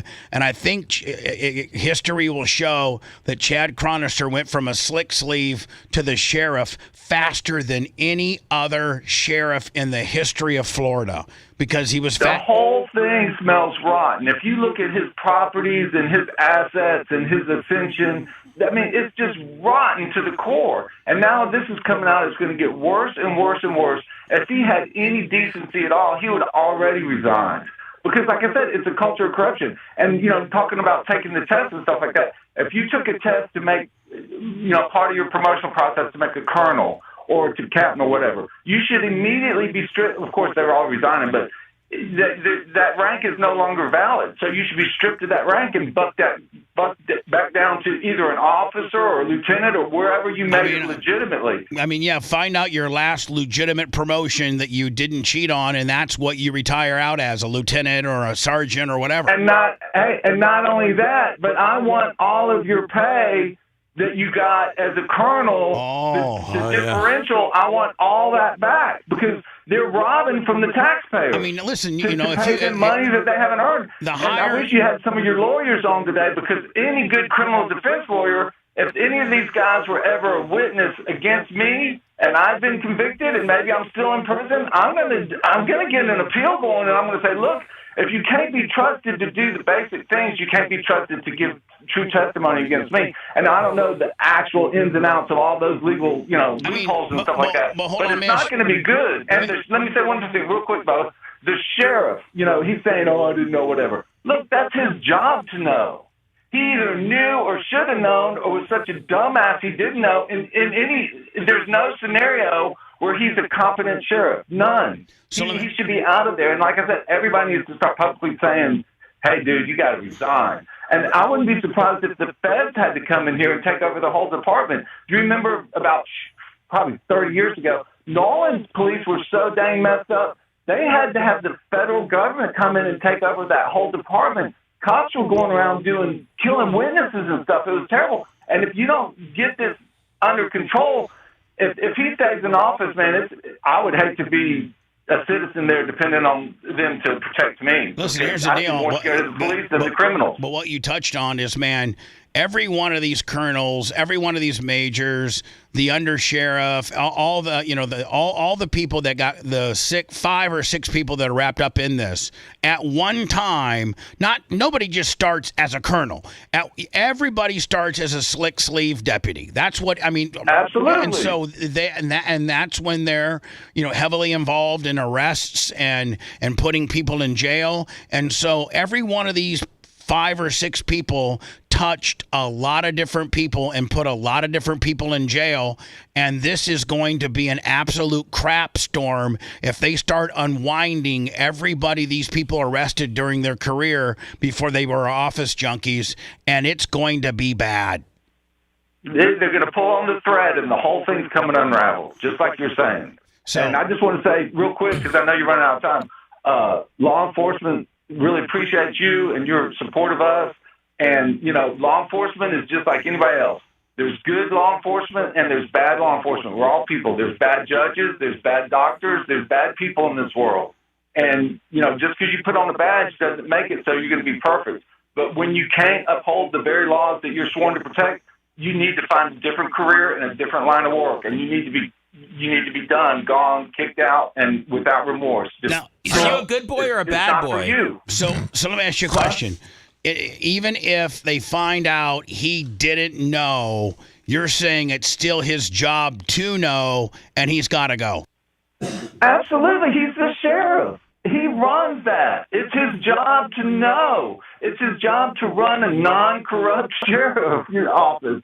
Every one of his deputies is under him. You know what I'm saying? Every one of those people are under him. They report to him. It's like the captain of a ship. You don't see this. You don't see this. The captain can't say, "Oh, well, I didn't know there was a hole in it." It's his job to know. You don't see this happen with Grady, do you? Yeah, you just got to go to Plant City. You can fix Hillsboro. Anyway, but thank you for your service. Hold on. Are the good guys like you that know what's going on and what should have been going on putting your resumes in to take them spots? Or no, you're afraid to go there? No, looking for other jobs in other law enforcement departments. So you get away from. Or maybe just sit there, or maybe where you can promote on your own merits and not freaking get passed over because someone else is cheating. Yeah, or stay at Hillsboro, let the dust settle, see who the new guy is, and see if the agencies ran, fairly. Yeah, and now I'm glad you said that, Bubba, because the other thing is. The good guys stay there and turn this thing, it's not going to be easy, but turn this shit back around, get it on the right track, and do it from the inside out with good officers and good personnel and people that want to, that love Tampa and all the rest of it. You know what I'm saying? Maybe it can be done, but it's going to take work and it's not going to happen overnight. And how would you feel? This is who I feel for, sir. How would you feel if you were up for that colonel job and man, when you're a colonel, you're up there and you're making like another 25, 30 grand you did from when you were a captain or a major or whatever. And how about the 3 or 4 or 5 guys or women that got overlooked and that wrote their own stories and didn't cheat? Mm-hmm. How about those people?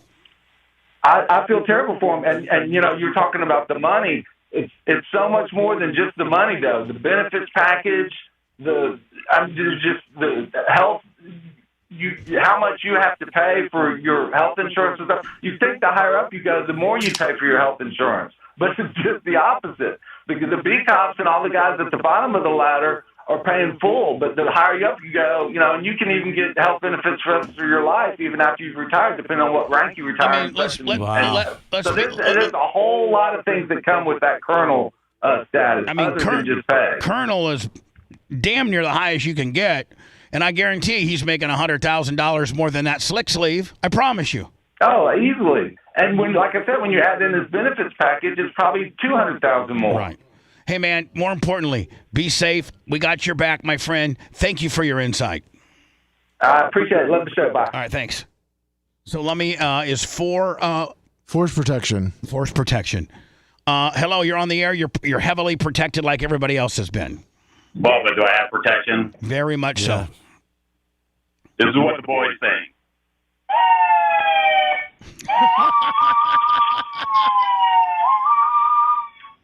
That's what they're going to be hearing, Bubba. Do you think? I look behind me. Do you think Chronister? Lock them up. It's going to go nationwide, Bubba. This is federal. They send people from all over America.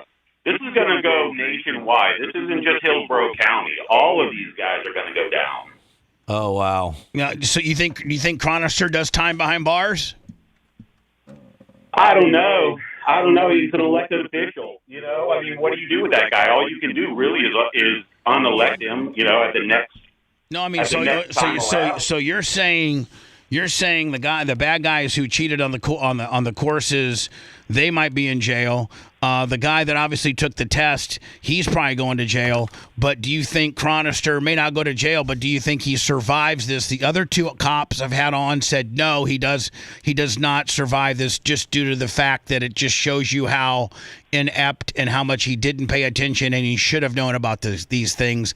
And it's tough to follow that guy. I don't know. He's elected, so it's up to the people of Hillsborough County. Now, think about this. These guys go to that academy. That's a big deal in their career. They fly them up to Washington, D.C. They're out of pocket. So the taxpayers of Hillsborough County have been paying for these guys to go to this class for months. They're up there for a long time, out of pocket. They're not able to protect the citizens, and then they come back, and the reason that they got through it is because they cheated. That's fraud. They've defrauded the taxpayers of Hillsborough County, and I bet you this isn't just Hillsborough. I think it's going to go much, much bigger. I appreciate your call, my friend. I appreciate your insight. Be safe. All right, brother. And you're pretty handy on that siren, too, I got to tell you. Lummy, we're running late. I got to do some words. Back in a minute. Hold on. You're listening to the Bubba the Love Sponge Show. If you want 24/7 on-demand Bubba and the crew, go to BubbaArmyHQ.com. The Bubba the Love Sponge Show will be back after this.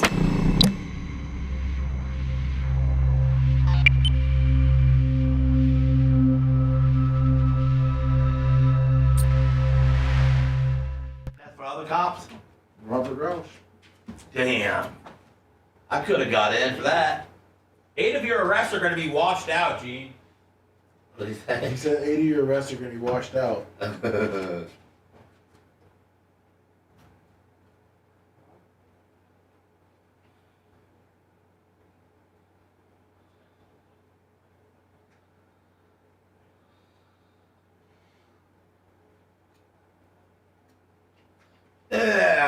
What's going on there, Chatterookies? I don't see no thumbs. Great job, man.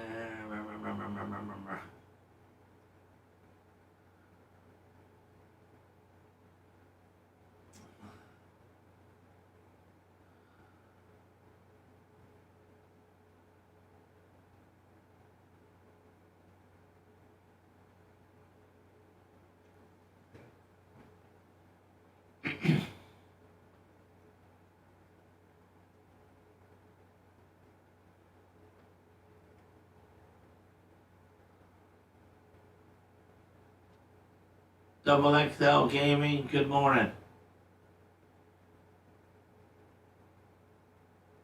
That didn't say, G, what's up? Jeff, Quickendall. Jeffrey Hardball, Hardale, something. Nick the Gun Guy, good morning. Glad you got to see me. Lorraine Byrne. Pappy Jammer. Lorraine Byrne, love the show. Thank you, Lorraine Byrne. Milk Mother Mike the Rough Man. Mike the Tough Man. Mike the Bug Man. Is that it? Bug Man? All right, Gene, you got your G-ball. Got a what? You got your 1,000. All right. Thanks, guys. Cuzzo. Lasker, good morning, Cuzzo. And that's from P. Diddy Megan. P. Pentagon, from the Pentagon. Wrong Fever, New York, Bobo.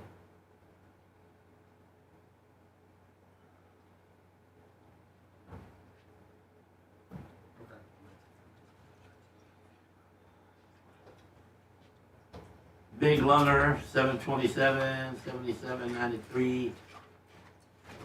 Yeah, that's my last Christmas, Sheriff. Imagine that. Good morning, Bubba the Love Sponge Show. Good morning. Stumpy. Stumpy 62. Protection? Okay, hold on, please. Bubba, line one is another officer that's local. He says so he's got some information that you need to hear. Okay. Dirt Merchant. And then we'll go from there to Walk. Thanks for being a fan. Okay. Sounds good. To Gene. K-Bach. Jawones. Jabronis. K-Bach Jabronis. Good morning. There you go, Gene. Gordon. Rod Miller. Gordon the Rod Miller. Get that nice 1,000. Good job, Gene. Gene, you walk and chew gum It's at on the both same sides. time? Yeah, I can walk and chew gum at the same time. So there's okay, he has both shots open. Why? Because I was eating something?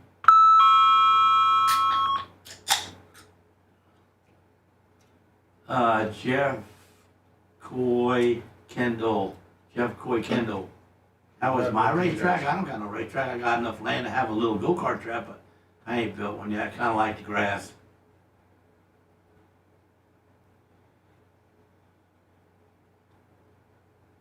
Thanks, dear Low Country. 1212. 1212. Dirt Merchant wants a bunch of thumbs up. Steve, the grumpy old man. Yeah, I ain't priceless. I'm about borderline getting fired. Don't worry.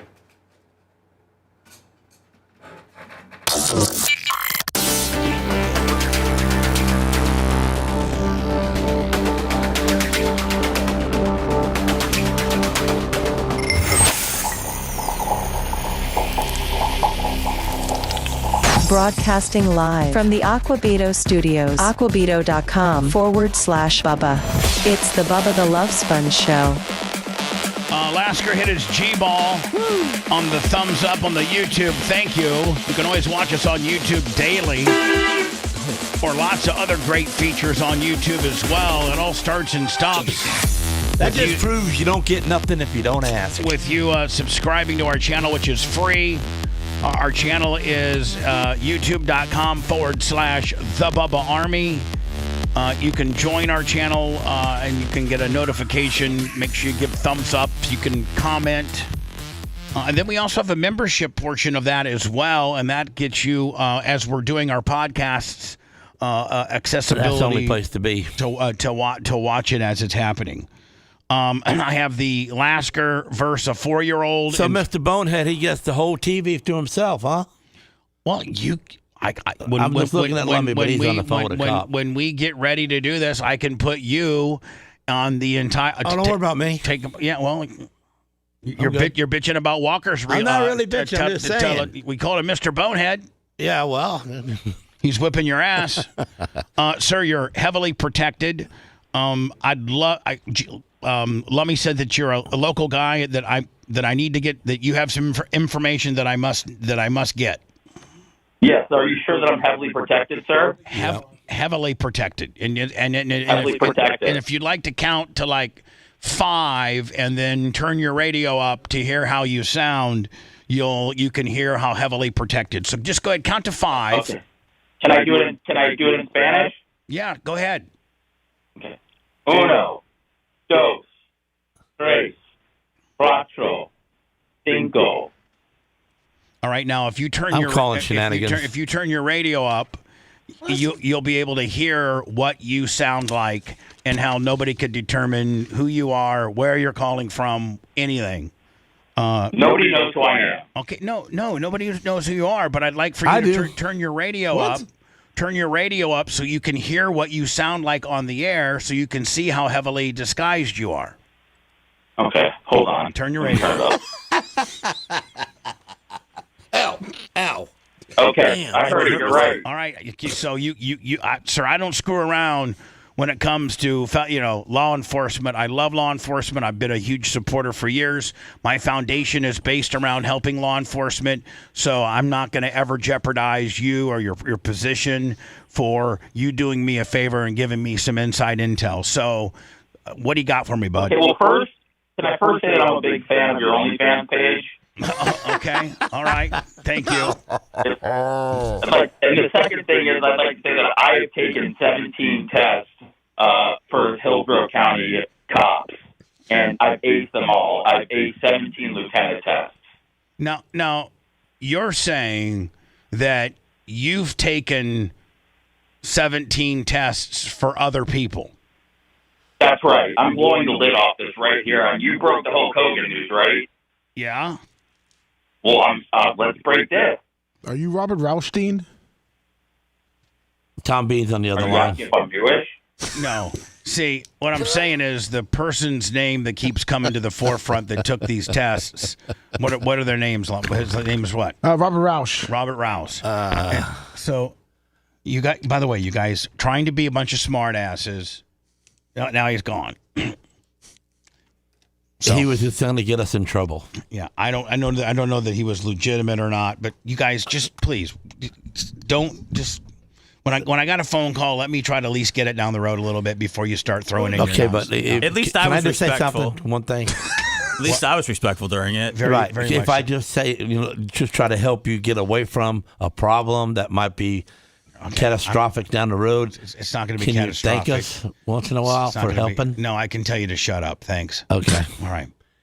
So here we go. It is Walker. Mr. Bonehead. Walker. Why you call him Mr. Bonehead? That's derogatory.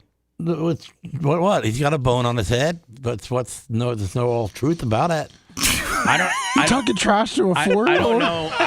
I don't know. Can you see how? No, seriously. Can you? No, hold on. Y'all stuck him on me. What do you think he's going to get? Hold on. Brains? Can everybody now feel he's going to be what a Hillsborough cop now? What I've been fighting all morning long? I can feel it. When you're now calling a 4-year-old a bonehead, what do you think? Now, Gene, you're so stupid. I said Mister. What would Sarah do if Coben was 4 and was on the air and another personality called him a bonehead? What would your wife do? She'd believe me. It's just radio. No, she'd be mad. You can't call Walker Mr. Bonehead. Okay. Lummy, how are you feeling about this? Let me be honest.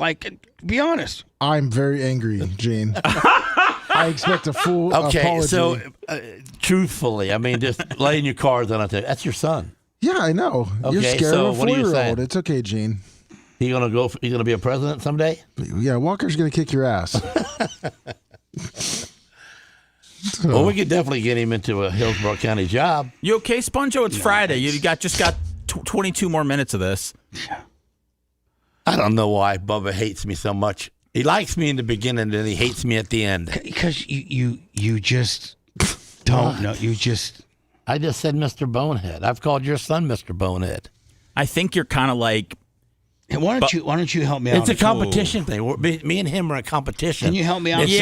Don't Gene, think I'm not going to throw some smash on him. No, Gene, I think that you are in this scenario I'm painting. Work with me. I think you're an extremely hot woman. Okay, so Bubba gets you in here. You're hot. The money's coming in. He has sex with you, okay? Then he's over with me. Then you want to hang around, you want to talk, you want to be funny, and I want to be cuddled, and he wants to get you the hell out of there. Yeah, get out of my bed. Yeah, and you're like, what did I do? Yeah, no, that's not. You've it. known That's him a not long it? time, huh? No, it's like it's like that. You know what? I'll tell you what it's like. You ready? It's like Sammy has a friend over, okay, and you can control Sammy. Because she's your daughter and she knows when you're upset and when you're not, and she wants to make daddy happy. But the kid's an absolute handful, and you can't even handle the kid, and the kid's just nonstop, and it just drives you absolutely insane as to how much of a bad kid this person is. And you wish you wouldn't have invited him over, huh? Right. Exactly. And Greg, so here why I are you am, such a glutton for punishment? So here, but here I am trying to keep Ashley's mindset in mind, keep Lummy's mindset in mind, and Gene just blurts off that Walker's a bonehead. That's going to be, I'm going to be Bubba Chronister, and it's on my tab, and I should, I should step in and tell Gene that's not cool. My commercial. We do not understand what Lasker is saying right now, so don't listen to him. Okay. The Great White, Bubba, please stop being a bonehead. And then the other one, it's just a joke. No, we're talking about a kid here. And if I didn't stick up for Walker, I'd be remiss there as well. So at least I can go on record now, let me just say that I stuck up for Walker. Yes, you did. Thank you. I reprimanded Gene for calling him a bonehead, so everybody else can screw off then. Sorry for trying to stick up for Walker. Well, Greg the weirdo or whatever, you're $19.99. Yeah, Greg D. Yeah, Greg D. $20. I'm only here for one reason. That's it. Thumbs up, cash, keep the place going. I'm out of here. 10 o'clock sharp. I don't do no podcasts. I don't bug you no more later on. You should like me a little better. I'm just saying. The first game was. I can see on TV right now you're mad. Was last night, and I don't know what either one of them chose. Gene took the Chargers, and I sent my pick in early. Gene did the Chargers. Walker did Minnesota. Did I win? Yes, you did. See. Okay.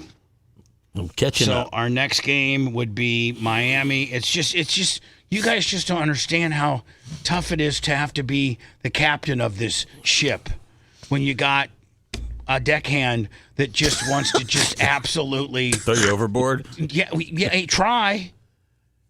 We are back with Walker's Weekly Winners. Are you ready?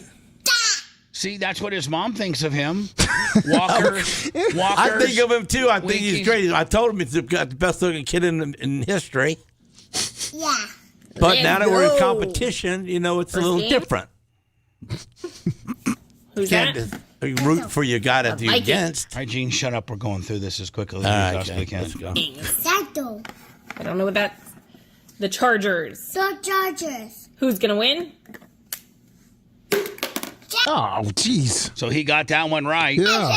Chargers. He got that one right. Lummy, you're keeping score, right? Yes, I got it. All right. Next. Miami, Atlanta. Gene, what's your pick on Miami, Atlanta? Atlanta. You didn't ask me my pick on Minnesota and the Chargers. No, you told us. Lummy already told me. You got Chargers. You won. How do you know? We got the Miami Dolphins. You texted to me. Jesus Christ. I texted you what I voted? yeah, Gene. That was yesterday's game. Oh, that was the Thursday night. Okay, you got me off. What's the song? Let God Take the Wheel, Bubba? Do you want to? Jeez. Okay, well, he's got me so flapped up, man. I don't know what to say anymore. Can't say anything. Dolphins. First of all, I'm going to tell you something right now. He's going to pick the Dolphins because the Dolphins could be 0-8 right now, and he picked the Dolphins. Well, his parents haven't told him the truth about the Dolphins. Right, exactly. That's true. Who's going to win? You poor soul. Oh. Miami Dolphins it is. All right, Jets. Bengals. Who's going to win? It's a bad week. The Jets are going to get their first win? Jets. He's probably right. I'm so in the lead now. Probably right. Who do you got? I got everybody on the right side for the first 6 games. He goes politically with his picks. That's right. So you got, I can just go ahead and mark and say that LA Chargers, Atlanta, Cincinnati, New England, Philadelphia. Boom. And Baltimore, right siders. Oh, keep going. Indianapolis, Pittsburgh, and Kansas City. It would be easier just to get them all now. Okay, hold on now. Who do you got for Carolina, Buffalo? I got to look on my paper here. Carolina. No, I got Buffalo. I got 5 lefties. The righties are winning. All right. So let's just go through this quickly. Okay. The Jets, Cincinnati. You got Cincinnati. Cincinnati. Cleveland and New England. You got New England. The Jets, Philadelphia. I'm sorry. The Giants, Philadelphia. Philadelphia. Buffalo, Carolina. Buffalo. Chicago, Baltimore. Baltimore. San Francisco, Houston. San Francisco. It's easier to do it this way, Lummy. Yeah. I can just let Walkers play and get the hell out of here as fast as I can. Actually, we'll be ending the show a little early today, ladies and gentlemen. Tampa Bay, New Orleans. Tampa Bay. Dallas, Denver. Dallas. Tennessee, Indianapolis. Indianapolis. Green Bay, Pittsburgh. Pittsburgh. Monday nighter is Washington at Kansas City. Kansas City. Okay. Man, I probably got them all right. Well, you probably did. You probably did, Gene. Yeah. I'm good. That's a good one, ain't it? You know what? I got myself in a rabbit's hole. What do you mean, Gene? Well, you know, when you get on the internet, you're looking at things, and then one thing leads to another thing, and then you got into a rabbit hole. Mm-hmm. What rabbit hole did you end up in? I don't know, man. It's these stupid dudes that pick the NFL winners, okay?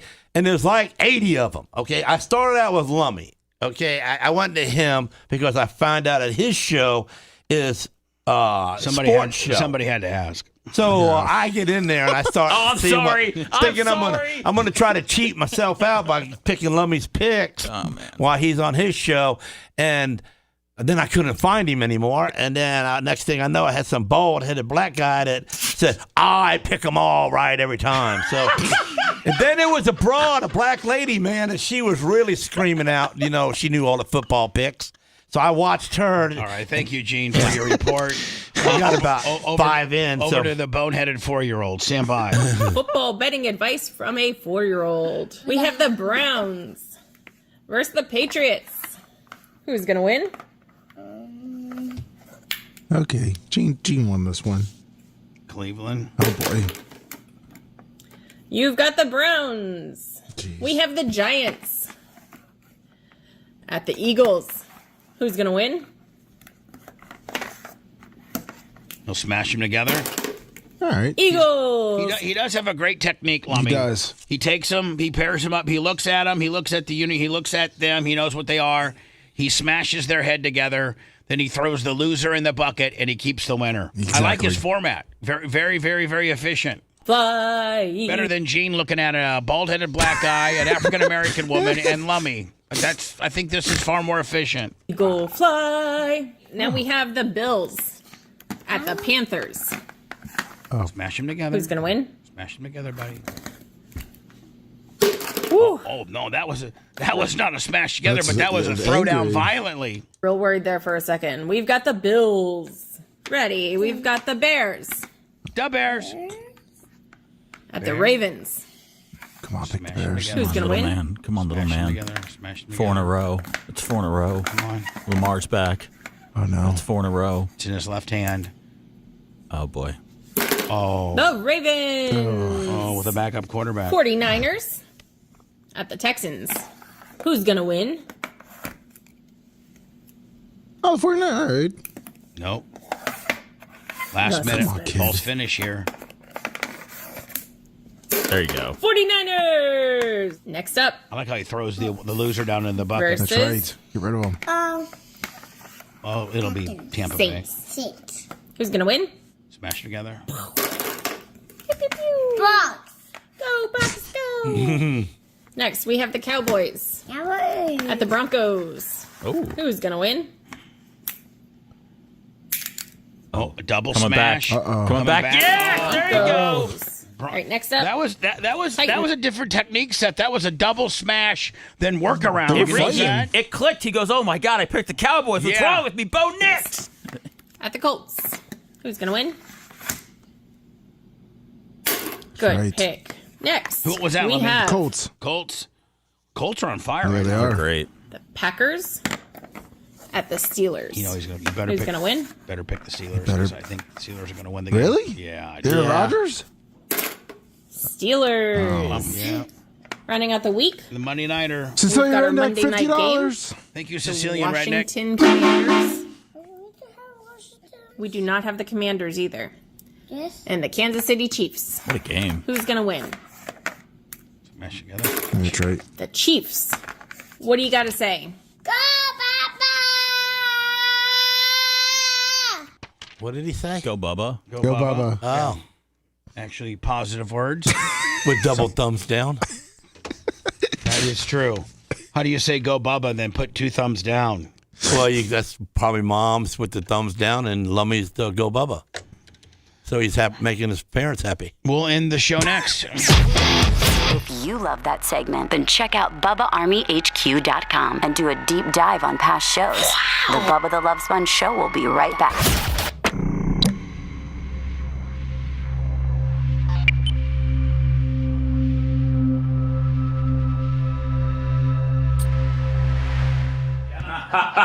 She's right. Next Friday's Halloween. Next Friday's Halloween. Don't forget we're dressing up. Are we? No, but I just thought about it'd be funny if we dressed up. I will. Okay. Nothing racial, Gene. It's Halloween. No. Oh, shit. Okay. All right. Oh, fuck. Sorry. Yeah. Sorry about that. I just might have to put a jack-o'-lantern on his face the whole day. I I'm gonna be criminalized by having a patch over me, an AI jackal over my head. I was sorry to ask Gene about his rabbit hole, but I mean, the fact that he got in a football rabbit hole with people yelling at him is kind of. I would have loved to have been there. Is this on YouTube or Facebook? Did you ever see the lady that bids on the games, that tells you the games? She bets on them? Is she black? No. Oh, she was. I changed a couple of picks on the right side because she had some good arguments and stuff. Really? Yeah. Did you like? She would scream at you, and yell at you. And I was going like, how does anybody listen to this bitch? What if Gene found the next big? But you know what she's talking about. How do you know? And that's why I went away from Chicago to Baltimore, because of her. She was on it, yeah. Because she's talking about Chicago. Was it Chicago, Baltimore? I think so. But the Chicago's got some problems with the coaching. The coaches are fighting each other. What? Yeah, that's what she says. I didn't know that. That they're having turmoil with their coaching. That's not good. No, well, that's why she says they're not going to win that game. Oh, well, this is news to me. I'm not feeling great anymore. That's why I changed that one.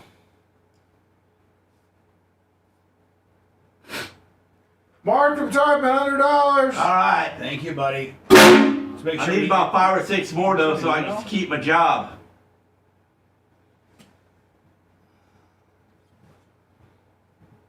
You send it. Yeah, send it to Eddie. Send it to Eddie and Lummy. Send it to both. Yeah, but just copy me on it, Lummy. Yeah. Thank you. Thank you there, Jeff, Coy, Kendall. We will have a good weekend. Bubba too. No. Seth too. Lummy too. So it's when. Rose, thank you, Mark.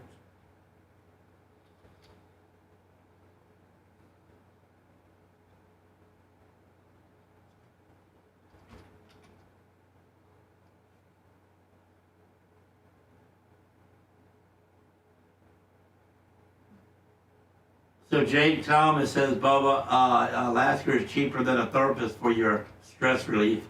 Mm-hmm.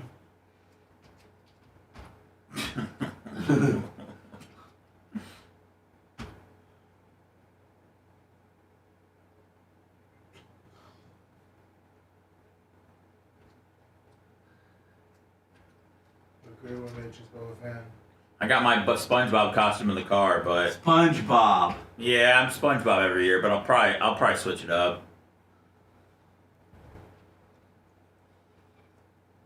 I got the Mike Ditka sweater. If you want me to, you can be in. One year I got to do it. I think every Bears fan has to be Mike Ditka at some point. Agreed. Yeah, I got that. It's the little famous little sweater. That the sleeveless sweater that he wore. Yeah, yeah. Thurman, $100. Can I get a double horn blast? Yeah, when we get back on the air, give them to me. Jeff good. Gordon, don't be poor sport, sweet.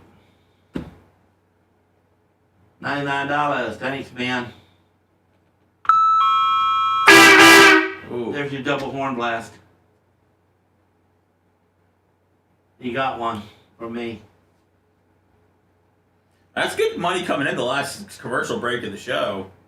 Yeah. Better late than never. Gene, Alaska Fridays, yeah, borderline of that, man. Not to be confused with Gene Alaska Wednesdays. Gene Alaska Fridays. Bubba said, we don't be putting him on Wednesday. Right now. We never knew that Bubba would be yearning for Tuttle one day. Yeah.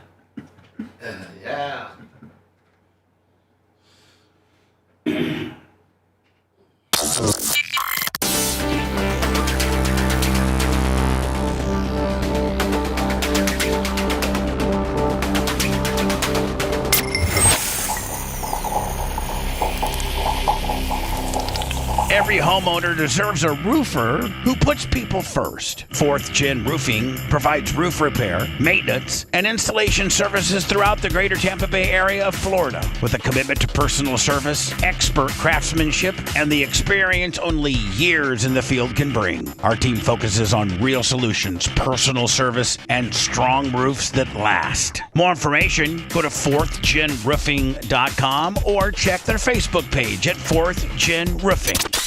Broadcasting live from the Aquabedo studios. Aquabedo.com/Bubba. It's the Bubba the Love Sponge Show. Oh, look at the time.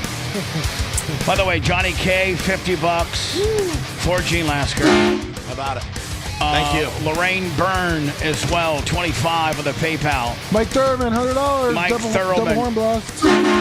Mudfest. PayPal, Venmo, Cash App. Lummy, you're going to have a show here. Is it a sports show? No, it's a weekly wrap-up with Colton. Weekly wrap-up with Colton. Can you give Colton, some of my insight with regards to him being... Oh, he listened to it. But you know what? I didn't get a text from Tuttle, and I asked for a text of how it went. Oh, man. Jake Killen, $50. And I didn't hear from Brian about the type of peptides to make Gene less fat. Well, I will say the peptides. I know it sucks. It is at the end of our podcast. We talk about it a lot, but I'm sure Brian will get that information over to Gene at some point. I'm gonna call his boss and make him. Yeah, that's a good point. And Tuttle was texting me about the NBA gambling thing yesterday. Totally forgot about the date, so I'll call him and ask him about it today on my way back to Orlando. Lummy, did you get Jake Killen? Did you get that? Yeah, $50. Appreciate you all, my friend. Lasker, I love you, Sarah. Are you coming back Wednesday, or are you? I want to thank Sunbelt Rentals and Steps Towing and Lasker Product Coating for giving me the opportunity to take off of work and come here and aggravate Bubba to the point he wants to kill me.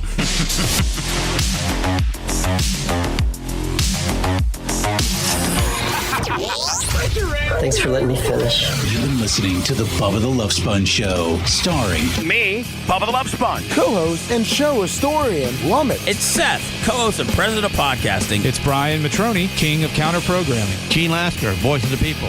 Glad you get to hear me. Gary Cantrell, video editor. Yeah, back here wiring up. It's Mini Macho. The BRN agent, Thomas Buttoned Up B. Co-host, Dr. Dan Diaco, Esquire of Council. Co-host, J. Diaco, Esquire, the Spitting Cobra of Council. Now, time for the legal disclaimer. Exactly. The Bubba the Love Sponge Show is intended solely for the enjoyment of our listening audience. Any rebroadcast, retransmission, or other use of this show without express written consent of the Bubba Radio Network is prohibited. We must dissuade him of this delusion. Until next time, always remember... I'll repeat hello.